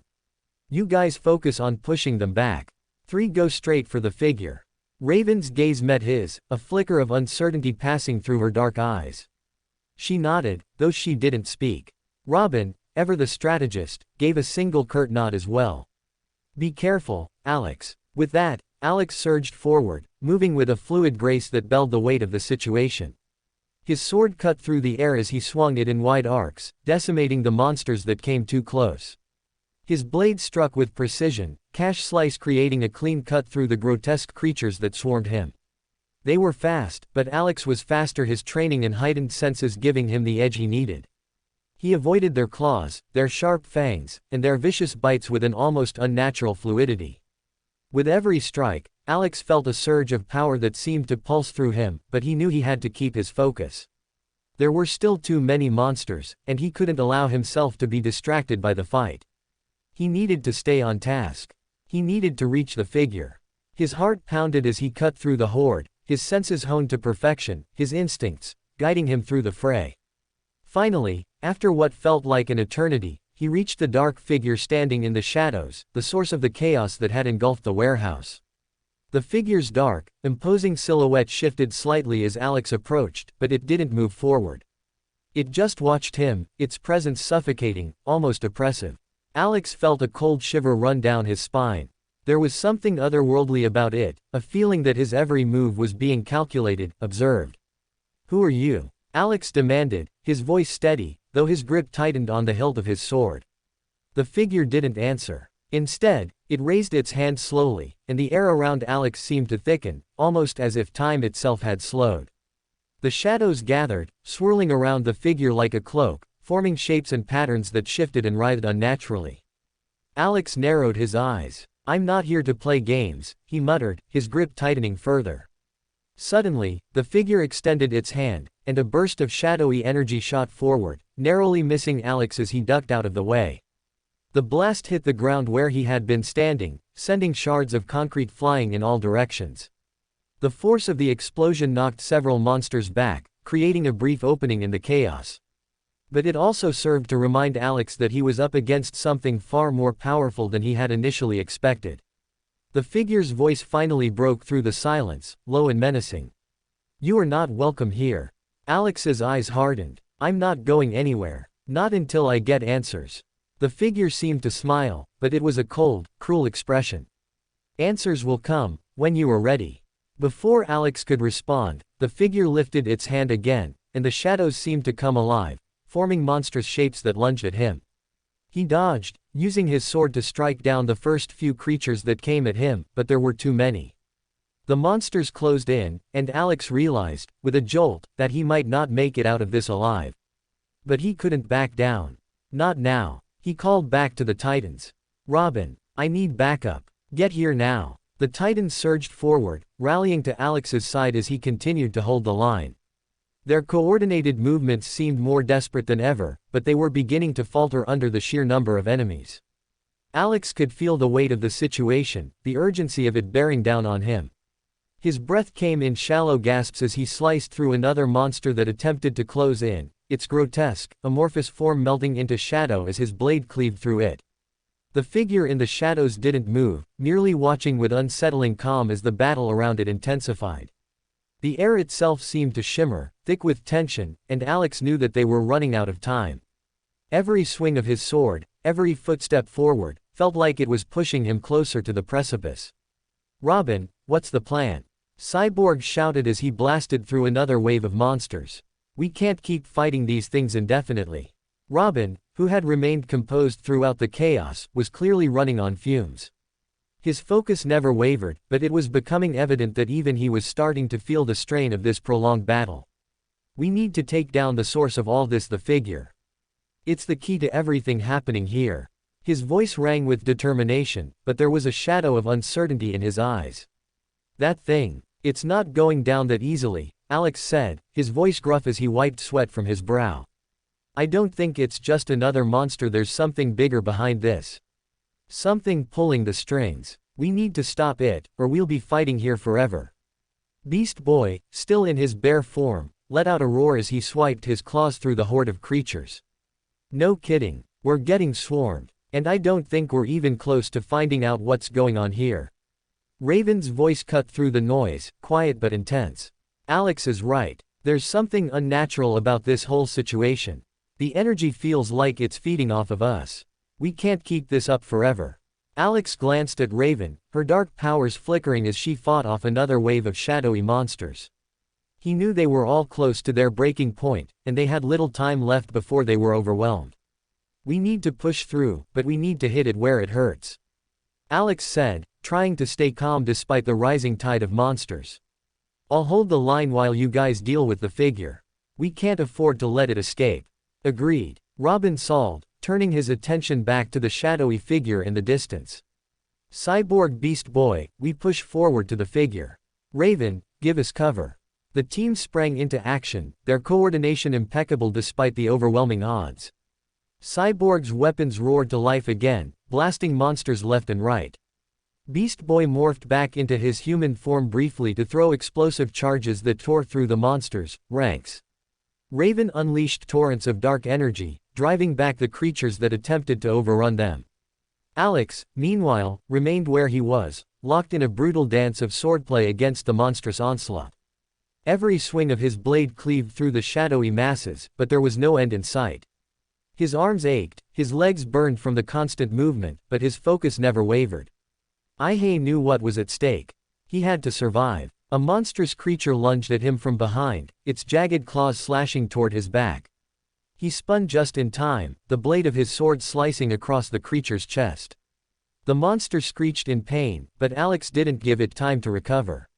He moved forward, thrusting his sword through its neck in a clean, practiced motion, ensuring it wouldn't rise again.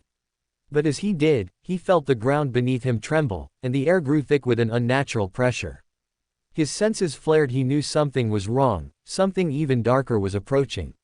Robin, Alex shouted, his voice urgent.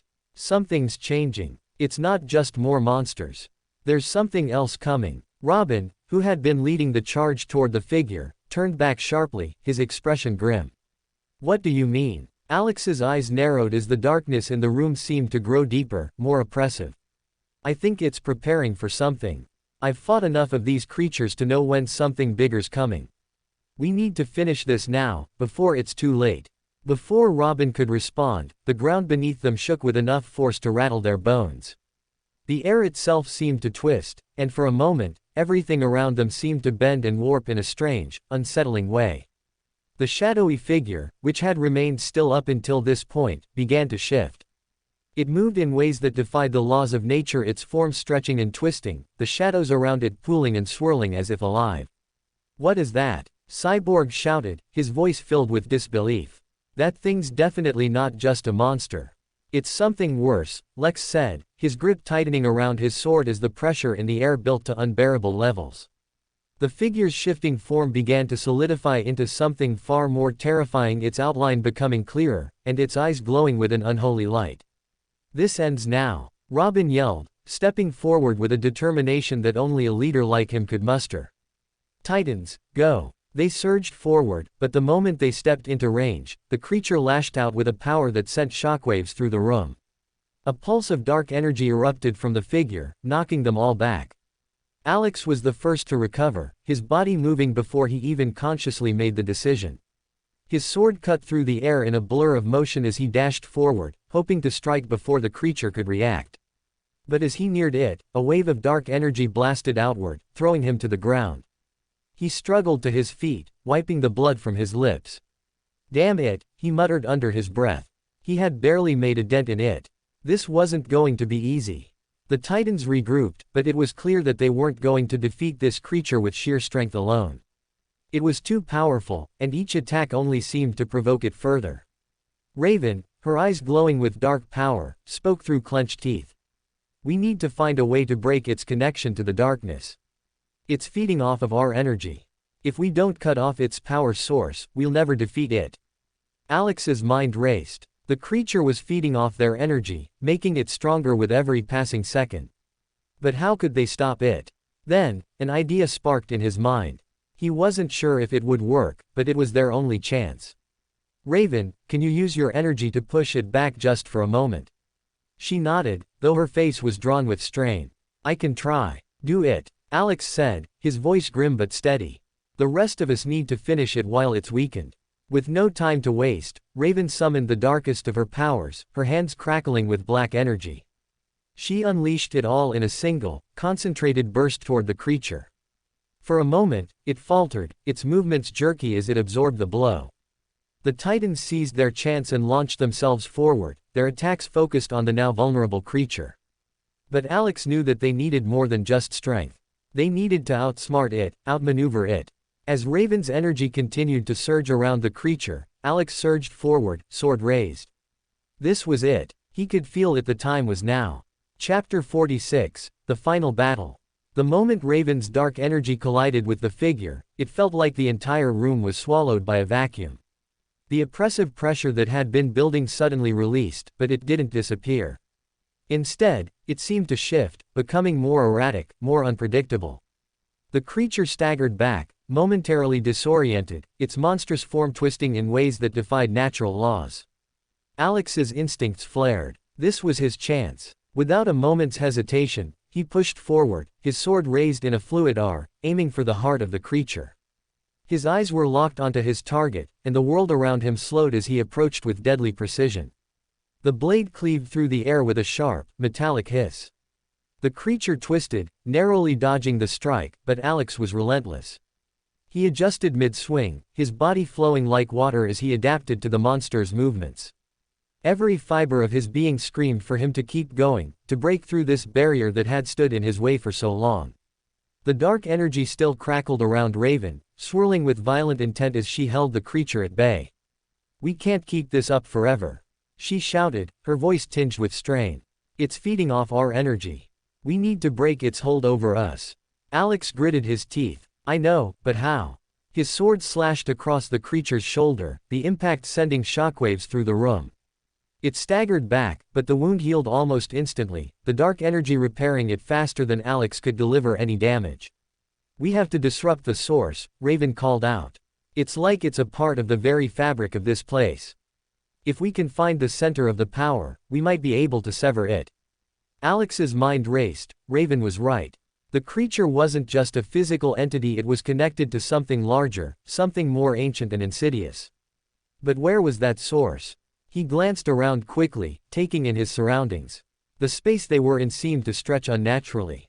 The walls, which were once solid and predictable, now undulated, bending and warping with the same malevolent energy that emanated from the creature. Robin, Alex called out, his voice cutting through the chaos. We need to find the source of its power. It's tied to this whole place, this entire dimension. Look for any irregularities. Robin, who had been engaging with the creature's minions, gave him a sharp nod. Understood. Cyborg, Beast Boy, come with me. Raven, keep the creature distracted. Cyborg, ever the tech expert, switched into high gear. I'm already scanning the area. If there's something hidden, we'll find it. Beast Boy shifted into his wolf form, his enhanced senses helping him track the creature's movements with acute precision. The team moved in perfect synchrony, Cash member taking on a specific task to secure their victory. Alex didn't waste a second. He lunged at the creature again, this time targeting its legs to slow its movements. His sword sunk into the creature's flesh, but the moment it did, the blade was met with an unholy resistance. The monster let out a guttural roar as it twisted around, its eyes glowing brighter than ever before. It swung its massive limbs toward Alex, the force of the blow enough to knock him off his feet. The ground cracked beneath him as he hit the floor, the air knocked from his lungs. For a brief moment, everything around him went dark. Klein. Raven's voice rang through the haze of pain, and he forced himself to stand, determination burning in his chest. I'm fine, he shouted, barely able to contain the rage bubbling inside of him. I'm not stopping until this thing's dead. He wiped the blood from his mouth, his hands trembling with the effort. He could feel it, this thing, whatever it was getting stronger by the second. It was feeding off them, using their exhaustion against them. Everyone, we need to figure out where it's drawing its power from. Robin's voice came through once more, strong and resolute. It's not invincible. If we disrupt the source, we'll win.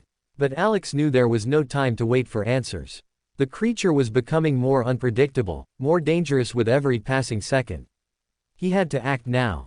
In one swift motion, Alex grabbed a nearby piece of debris and hurled it at the creature, distracting it long enough for him to close the distance.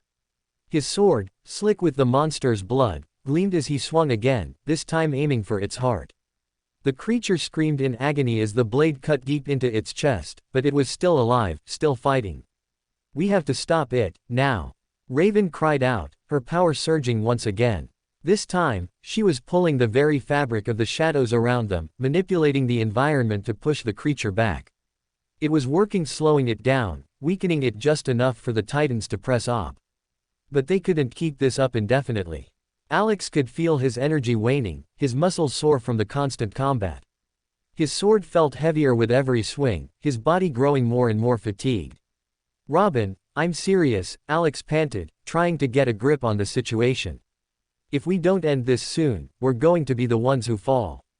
I know, Robin replied, his voice filled with urgency. But we need to keep going.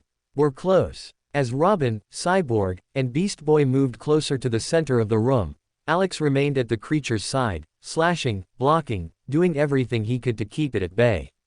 Raven's powers crackled with raw energy, lighting up the room with violent bursts of dark magic.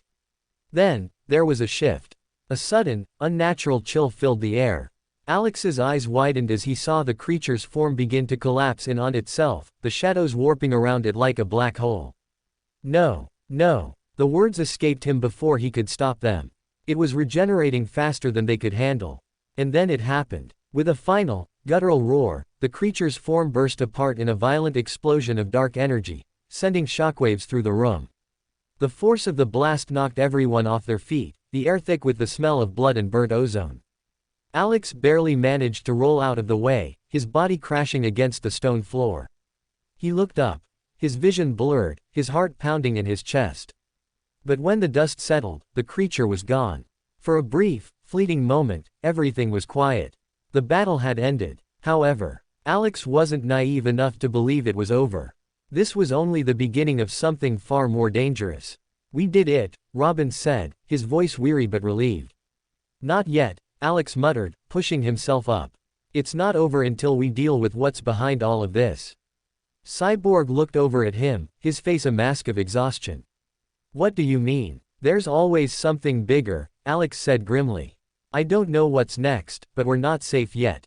We need to keep moving. This isn't just about stopping monsters. Robin's brow furrowed as he met Alex's gaze. You're right. We can't let our guard down. We have to find out who's really pulling the strings here. Alex turned to Raven, who was still breathing heavily from the strain of using her powers. Can you sense anything? Anything at all? Raven shook her head slowly. No. The energy's still there, but it's dissipating.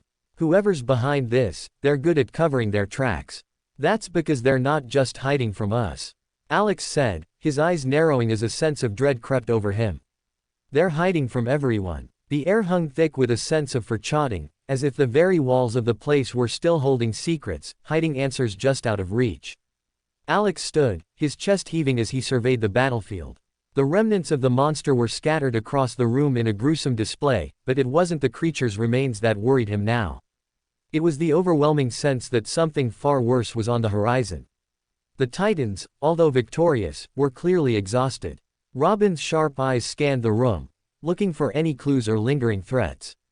Cyborg was already analyzing the data from his scans, his mechanical arm glowing as it interfaced with the room's surroundings. Beast Boy had shifted back to his human form, wiping blood from his face, looking far more worn than usual. Raven was barely standing, her exhaustion clear as she staggered slightly, trying to regain her composure. I've seen things like this before, Alex muttered under his breath, eyes narrowing as he sheathed his sword. Things that prey on you when you least expect it. Not monsters like this, though, Robin said, his tone flat as he turned to face Alex. This is different. They're not just beasts. They're connected to something bigger. Something that goes beyond us. Alex nodded grimly, his mind racing. He had known from the start that this wasn't just about stopping a group of random monsters.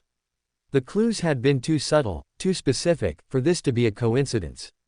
This was part of something larger, something dangerous. We can't rest on our laurels yet, Alex said, glancing around the room.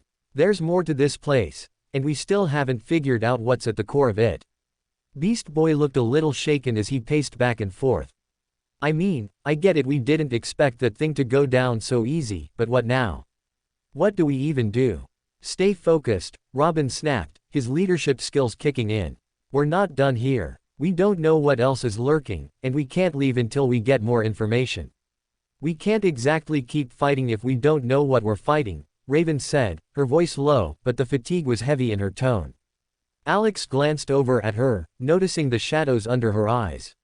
She wasn't just tired from the fight, she was drained. Using her powers had come at a great cost, especially when dealing with something so dark and powerful. He knew the feeling all too well. Raven's right, Alex said, his voice steady but firm. We need to get more information before we can make our next move. Cyborg had been quiet for a moment, his mechanical eyes scanning the room with an intensity that matched Alex's own. He finally spoke, his voice filled with urgency. I've been running some scans on this place. There's something off. The energy here is too inconsistent. It's like it's all over the place. I'm not even sure if we're picking up all of it. That's what I've been thinking, Alex said, his brow furrowing as he knelt down to examine the floor. There was something beneath the surface, something pulling at the very fabric of this place. It wasn't just the monster, it was the place itself, as though it were feeding on their energy, on their fear. Something or someone had designed this to be a trap. Whatever this is, it's connected to the Black Sun, Robin added, his voice low. That group we've been tracking, they have to be behind this. Alex nodded, feeling the weight of the words. The Black Sun, an organization shrouded in secrecy. Every clue they'd uncovered so far pointed to them, but there was still so much they didn't know. It was as if the group had covered their tracks too well, leaving them with barely any tangible evidence. Do you think it's related to what happened to your family? Beast Boy asked, his voice genuine but hesitant. Alex stiffened, his mind racing. He had told them that he was looking into the Black Sun because of his family's disappearance, but that had been a lie. He had no real leads there, just suspicions, gut feelings. But the truth was, he wasn't entirely sure why he was so obsessed with the group. The Black Sun felt like a shadow lurking at the edge of his thoughts, a distant whisper calling him to uncover more. There was something about the Black Sun that felt personal, like they were connected to something he had yet to understand. I'm doing this for my family, Alex said slowly, trying to keep his tone even. But also because one think they're just one piece of a much larger puzzle. Rowan studied him for a moment, his sharp eyes reading Alex like a book. Alex could feel the weight of the unspoken questions hanging in the air, but Robin didn't push. Instead, he simply nodded. If this is bigger than just you and your family, then we're in this together. We'll figure it out. Beast Boy, sensing the tension, gave a crooked grin. Yeah, we've got your back, Klein. Alex didn't answer, but his gaze drifted to the walls once more. This wasn't just about stopping the monsters or tracking down the Black Sun. There was something more to this, something that felt like it was going to change everything. He couldn't shake the feeling that this was leading somewhere darker. And no matter how much he prepared, he wasn't sure they were ready for what was coming. I think I've found something, Cyborg said suddenly, his voice laced with determination. He'd been working with his tech interface, and now his screen flashed with a set of data that made his eyes widen. I'm picking up a huge energy source beneath us. It's deep, really deep. This is what's been feeding everything, the creatures, the energy anomalies, all of it. Where? Robin asked immediately, moving toward Cyborg. It's below the surface, beneath the building, maybe even underground, Cyborg said, his fingers flying across the controls. It's almost like a hidden complex. I can't pinpoint it yet, but there's definitely something down there. Alex stood, feeling a sense of urgency rise in his chest. We're going down there, then. We need to get to the heart of this thing before it gets any worse. We don't know what's down there, Klein, Raven warned, her voice a low murmur, as if speaking any louder would make the entire situation more real. Whatever's drawing that energy is powerful, and if we confront it without a plan.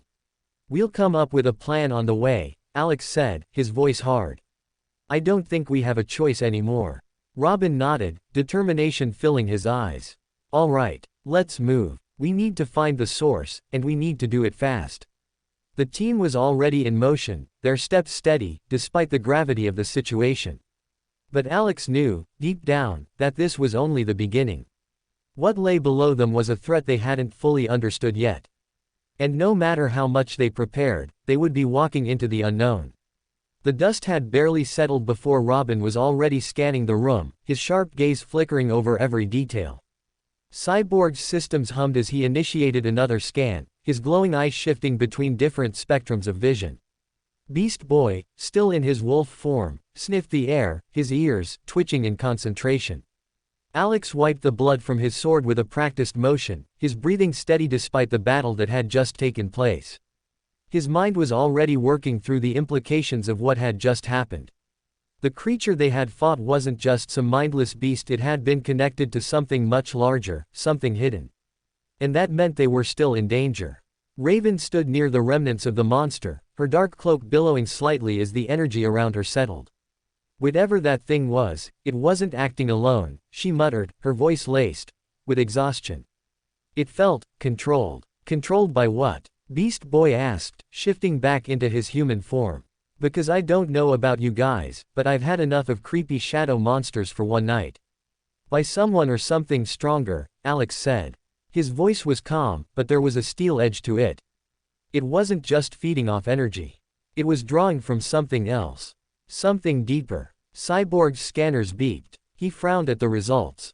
That's what's weird. I'm picking up some kind of residue, like an energy signature, but it's fluctuating. It's like whatever was powering that thing was cut off right before it died. Robin's eyes narrowed, which means whoever was controlling it didn't want us tracing it back to them. Alex exhaled sharply. That confirmed his suspicions. The fight had been a test, a way to gauge their strength, their abilities. And now, their enemy knew exactly what they were capable of. Great, Beast Boy sighed. So not only did we nearly get our butts kicked, but now the bad guys know all about us. Awesome, fantastic, just what I wanted. Raven's expression darkened. This isn't a joke. If they were testing us, then they're planning something much bigger. Alex looked down at the remains of the creature, his mind racing. The corpse had fully reverted back to a human, a disturbing reminder of what was at stake. He had killed a person tonight. Not a mindless monster, but someone who had been transformed against their will. He clenched his fist. Robin turned to Cyborg. Can you get anything from the body? Cyborg knelt beside it, his scanners running another sweep. It's weird. The transformation wasn't just physical, it was metaphysical. Some kind of ritual was involved. But whoever did this erased their tracks. All I'm getting are remnants of dark energy and a whole lot of corruption. Corruption? Raven asked, stepping closer. Cyborg nodded. Yeah, it's like something infected them, rewrote them on a fundamental level. I've seen a lot of weird tech and magic stuff, but this is different. Alex felt a chill crawl down his spine. Whatever it is, we need to find out who's behind it. And soon. Robin crossed his arms. We should regroup. We need to go over everything we know so far and figure out our next move. Alex nodded. Agreed. But we can't do this blindly. We need to be smarter.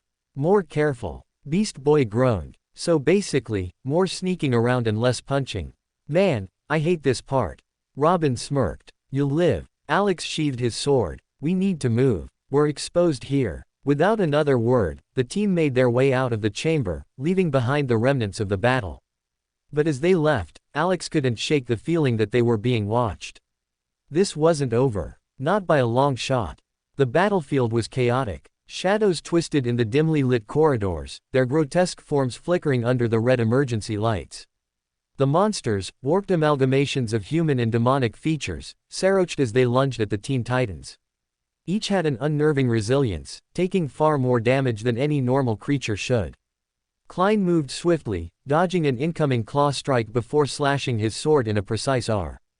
The blade cut deep into the creature's shoulder, but instead of collapsing, it merely staggered and shrieked in fury. Blood, thick and black like tar, oozed from the wound, but the monster didn't seem to slow down. These things are tougher than expected. Starfire shouted as she blasted one of them with a bolt of energy.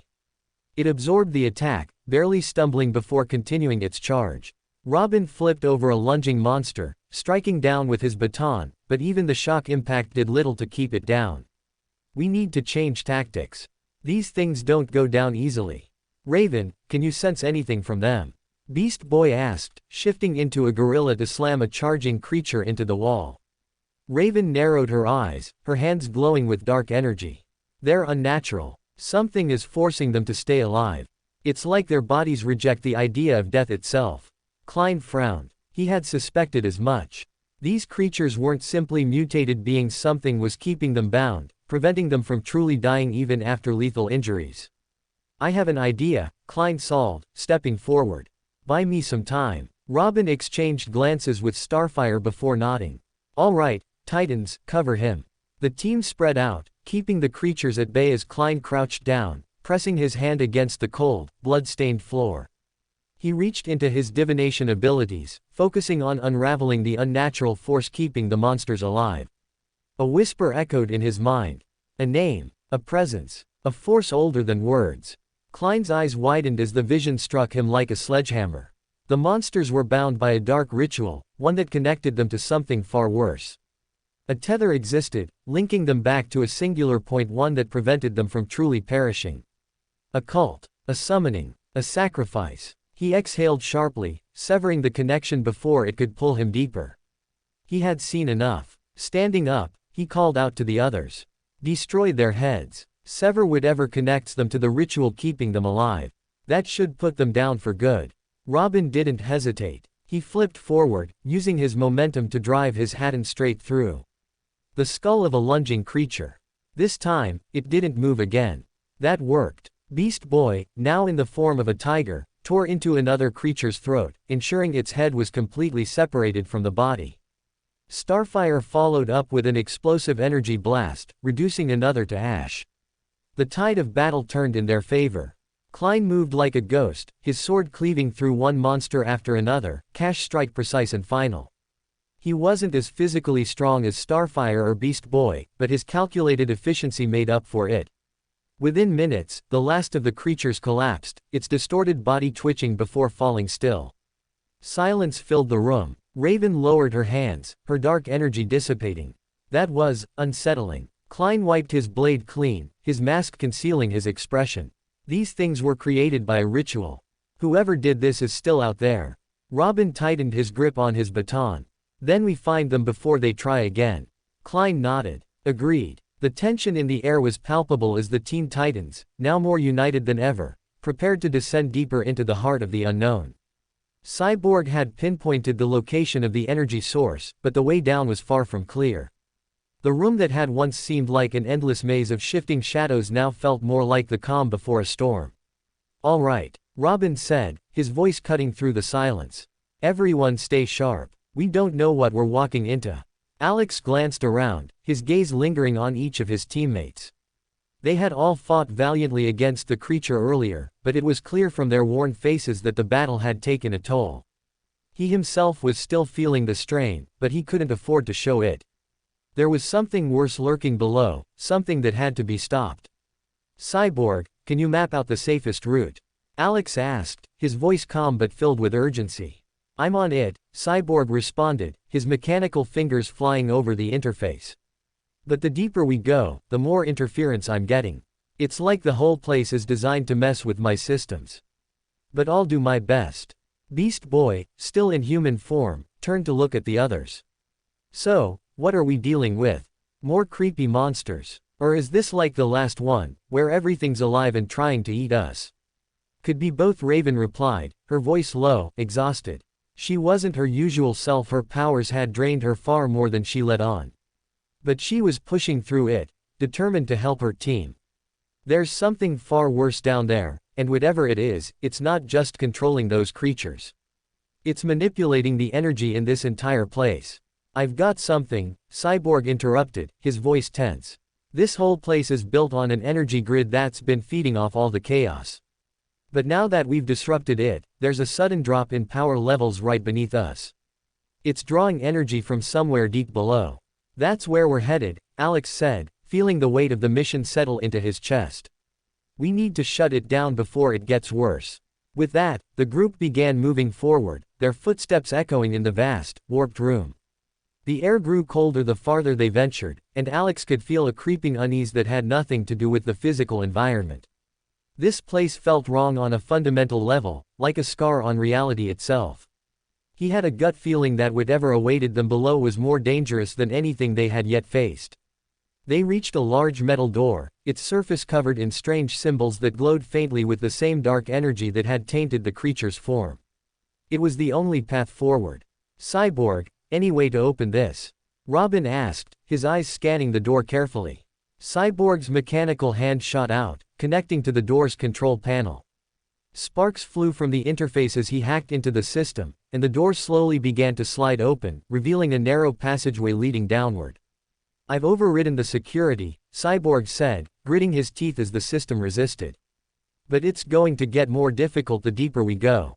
We're on borrowed time. With that, the group moved forward into the darkness, the passage stretching ahead like a tunnel leading to the unknown. The air was thick with the same oppressive feeling they'd encountered earlier, but this time, it was heavier. The shadows seemed to pulse with a life of their own, whispering in an unintelligible language that made Alex's skin crawl. The walls of the tunnel were lined with veins of dark energy, coursing through them like blood in a living organism. It felt like they were inside a giant heart alive, breathing, and ready to crush them if they weren't careful. I don't like this, Raven murmured, her voice strained. This place, it's like it's trying to consume. I feel it too, Alex said quietly. But we can't stop now. The deeper they went, the more the energy intensified, until it felt like they were walking through a storm of dark power. Alex's mind was on high alert, his senses heightened as he searched for any sign of what lay ahead. His sword was at the ready, though he knew that no matter how many monsters they had already slain, they had only scratched the surface of the true threat. Then, without warning, the tunnel opened up into a vast chamber, its size impossible to comprehend. The walls were a swirling mass of dark energy, shifting and undulating like liquid. At the center of the room stood a towering structure, a massive black obelisk covered in the same strange symbols as the door. The air was thick with a suffocating presence, and Alex could feel the weight of it pressing down on him like a physical force. This is it, Alex said, his voice low but resolute. This is where it's all coming from. The obelisk pulsed with energy, the symbols on its surface glowing brighter with each passing moment. Alex could sense the power radiating from it, ancient, twisted, and malevolent. This is no ordinary energy, Raven said, her voice barely above a whisper. It's more than just dark magic. It's alive. You're right, Cyborg muttered, his eyes wide as he scanned the obelisk. This thing's been absorbing power for centuries, maybe longer. It's got enough energy to fuel an entire army. And it's not just feeding off us, Alex added, narrowing his eyes. It's feeding off the very fabric of reality itself. We need to destroy it, Robin said, his voice sharp. Before it becomes unstoppable. I agree, Alex said, his sword gleaming in the dim light. But we have no idea what will happen if we try to take it down. This thing could collapse everything around us. We don't have a choice, Robin replied, his expression grim. If we don't destroy it now, it will only get worse. We've already seen what happens when we leave something like this unchecked. Alex nodded, knowing there was no other option. He turned to the team, locking eyes with each of them. We need to destroy this thing, together. No matter what happens, we stay united. We don't stop until it's gone. The Titans nodded in unison, their resolve clear. Raven stepped forward, her hands glowing with dark energy as she prepared to channel her Magi. Cyborg's arm transformed into a cannon, ready to fire, while Beast Boy shifted into his more ferocious forms, prepared for any threat that might emerge. Robin, always the strategist, studied the obelisk, his mind already working on the best plan of attack. And then, the ground shook. The obelisk trembled, its surface cracking as dark energy exploded outward in all directions. A deafening roar filled the chamber, the very walls of the room trembling as though the entire place was about to collapse. The air grew thick with a terrible presence, the shadows shifting violently, as if they were alive. "Brace yourselves," Alex shouted, raising his sword as he charged forward. The chamber erupted in chaos as the obelisk unleashed a torrent of energy, dark tendrils of power slithering out in all directions like angry serpents. The force of it knocked Alex back, his feet scrambling for purchase on the slick floor. The other titans weren't faring much better, each of them struggling to keep their footing as the oppressive energy churned violently around them. "Watch out," Robin shouted, pulling out a series of smoke bombs and tossing them into the air. The smoke quickly expanded, momentarily obscuring their vision, but it also gave them some breathing room from the volatile energy that had erupted from the obelisk. But the smoke wasn't enough to hide the growing threat. From the shifting shadows around the room, monstrous figures began to emerge. They were humanoid in shape but twisted and deformed, their bodies covered in jagged black armor-like plating, glowing eyes peering from beneath their hoods. The creatures were moving with unnatural speed, their bodies crackling with the same dark energy that had been siphoned from the obelisk. "More of them," Cyborg grunted, his robotic arm already charging up a blast cannon. "They're using the energy to manifest physical forms." "Focus on the obelisk," Alex shouted, slicing through one of the approaching monsters with a swift swing of his sword. His blade cut through the creature's armor with ease, but the thing kept moving, regenerating itself faster than he could strike. "We need to take it down before they overwhelm us." Raven's eyes glowed with a deep purple hue as she began chanting an incantation. A sphere of dark energy formed around her, a protective barrier that shielded the team from the oncoming onslaught. "I'm going to try and disrupt the energy flow. Keep those things off me." Beast Boy leapt into the fray, shifting into a massive gorilla form to overpower the creatures, smashing through them with powerful blows. His enhanced strength tore through their ranks, but Cash Creature seemed to regenerate the moment they fell, making it clear that this was no ordinary fight. They weren't just fighting monsters, they were fighting something that had no intention of staying down. "These things just keep coming," Beast Boy roared, his voice echoing as he slammed one of the monsters into the wall, only to see it rise again moments later, even stronger than before. "Raven, any luck with the obelisk?" Robin asked, leaping onto one of the creatures, hacks and plunging a series of throwing knives into its skull. "It's working, but slowly," Raven replied, her voice strained as she focused all her energy into the barrier. "This thing is feeding on the amped energy from the creatures, and it's using that to regenerate faster than we can disrupt it." Alex's mind raced. They needed a way to stop the obelisk from feeding. If it continued to absorb power at this rate, there would be no way to shut it down before the room was completely overrun. "Sigh," Alex said, his eyes locking onto the massive energy signatures still emanating from the obelisk. "Can you overcharge your systems and send a pulse into it? We need to disrupt the power source directly." "I can try," Cyborg replied, gritting his teeth as he fired another round into the nearest creature. "But my systems are being drained by this thing. Every blast takes more out of me. If I overcharge, it could short-circuit me entirely. We don't have a choice." Alex snapped. "Do it. We can't let this place become a conduit for more power." Cyborg didn't hesitate. "You got it." He moved to the center of the room, aiming his arm cannon directly at the obelisk. Sparks flew from his mechanical parts as he overclocked his systems, causing his body to glow with an electric blue light. "Cover him," Robin ordered, directing the team to focus their efforts on holding back the creatures. "We can't let them stop." Beast Boy, still in gorilla form, slammed his fists into the ground, creating shockwaves that knocked several of the monsters off their feet. Raven used her dark magic to create tendrils that lashed out, binding and restraining the creatures, while Robin moved with precision, taking out their vital points with expert throws. "Almost there," Cyborg grunted, his arms shaking with the strain. "Just a little more." The room seemed to groan as the obelisk responded, the dark energy intensifying. The creatures began to twitch and contort, their forms shifting as they seemed to draw closer to the obelisk, as if they were feeding off the same power Cyborg was attempting to disrupt. "They're trying to protect it," Alex yelled. "We need to." Before he could finish his sentence, the ground cracked beneath their feet. A massive wave of dark energy surged through the chamber, knocking everyone back. The obelisk glowed brighter than ever, sending a shockwave that nearly incapacitated them all. Alex's vision blurred as the force of the energy slammed into him. He could feel the very fabric of reality warping around him, as if the world itself was being twisted by the power of the obelisk. Now, sigh. Robin shouted through the chaos, his voice barely audible over the deafening roar of the explosion of power. With a roar of determination, Cyborg fired. A concentrated beam of raw energy shot from his cannon, slamming directly into the obelisk with an explosive force. The entire chamber shook, and the air crackled as if the very universe was being torn apart. For a moment, everything went silent. And then, with a deafening crack, the obelisk shattered. The dark energy erupted outward, creating a blinding flash that momentarily blinded everyone in the room. The creatures, now bereft of their power source, howled in agony as their forms began to flicker and distort. Alex pushed himself to his feet, barely able to keep HT's balance as he saw the obelisk crumble into dust. The creatures that had once plagued them began to disintegrate, their bodies turning to ash before being swept away by the dissipating energy. It was over. But it had come at a cost. Cyborg collapsed to his knees, his systems overloaded and smoking. Raven staggered, her energy drained to the point of exhaustion.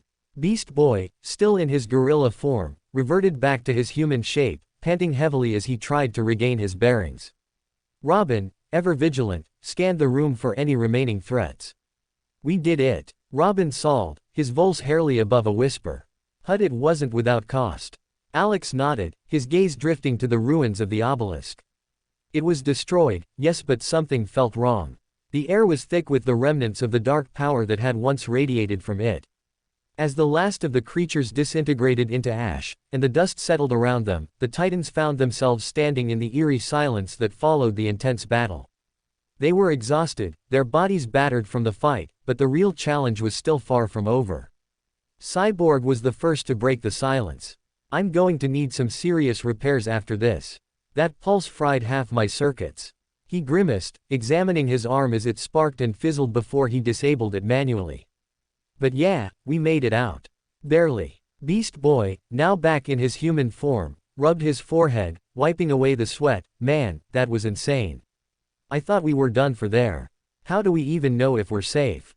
Raven, who had been silently surveying the remnants of the obelisk's destruction, spoke with a cold certainty. "We're not safe.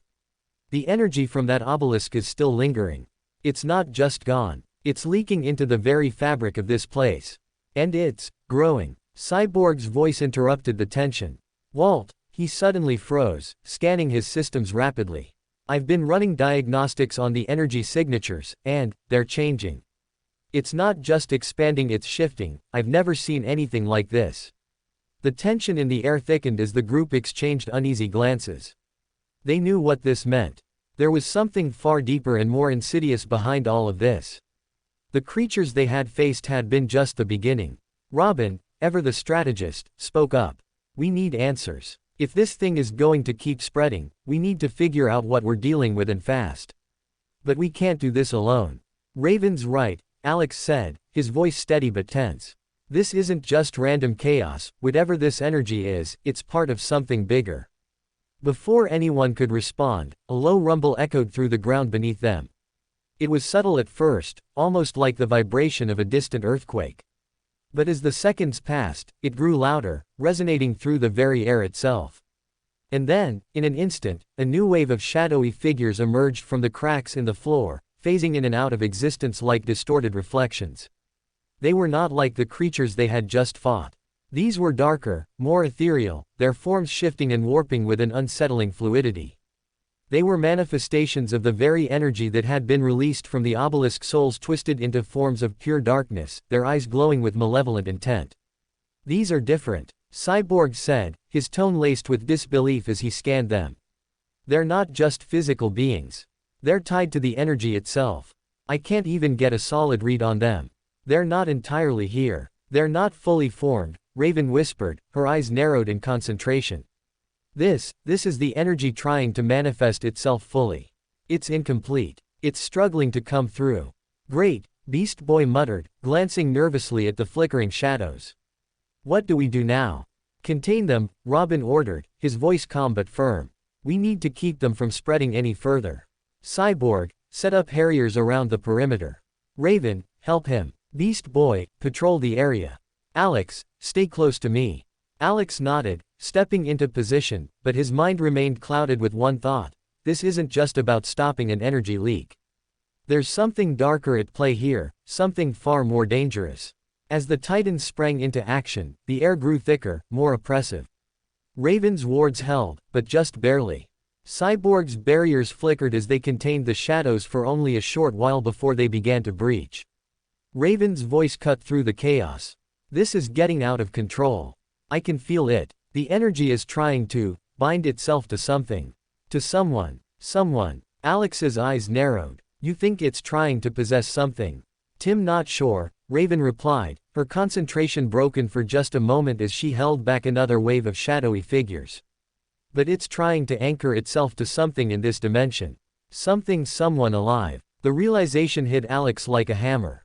A sinking feeling spread through his chest.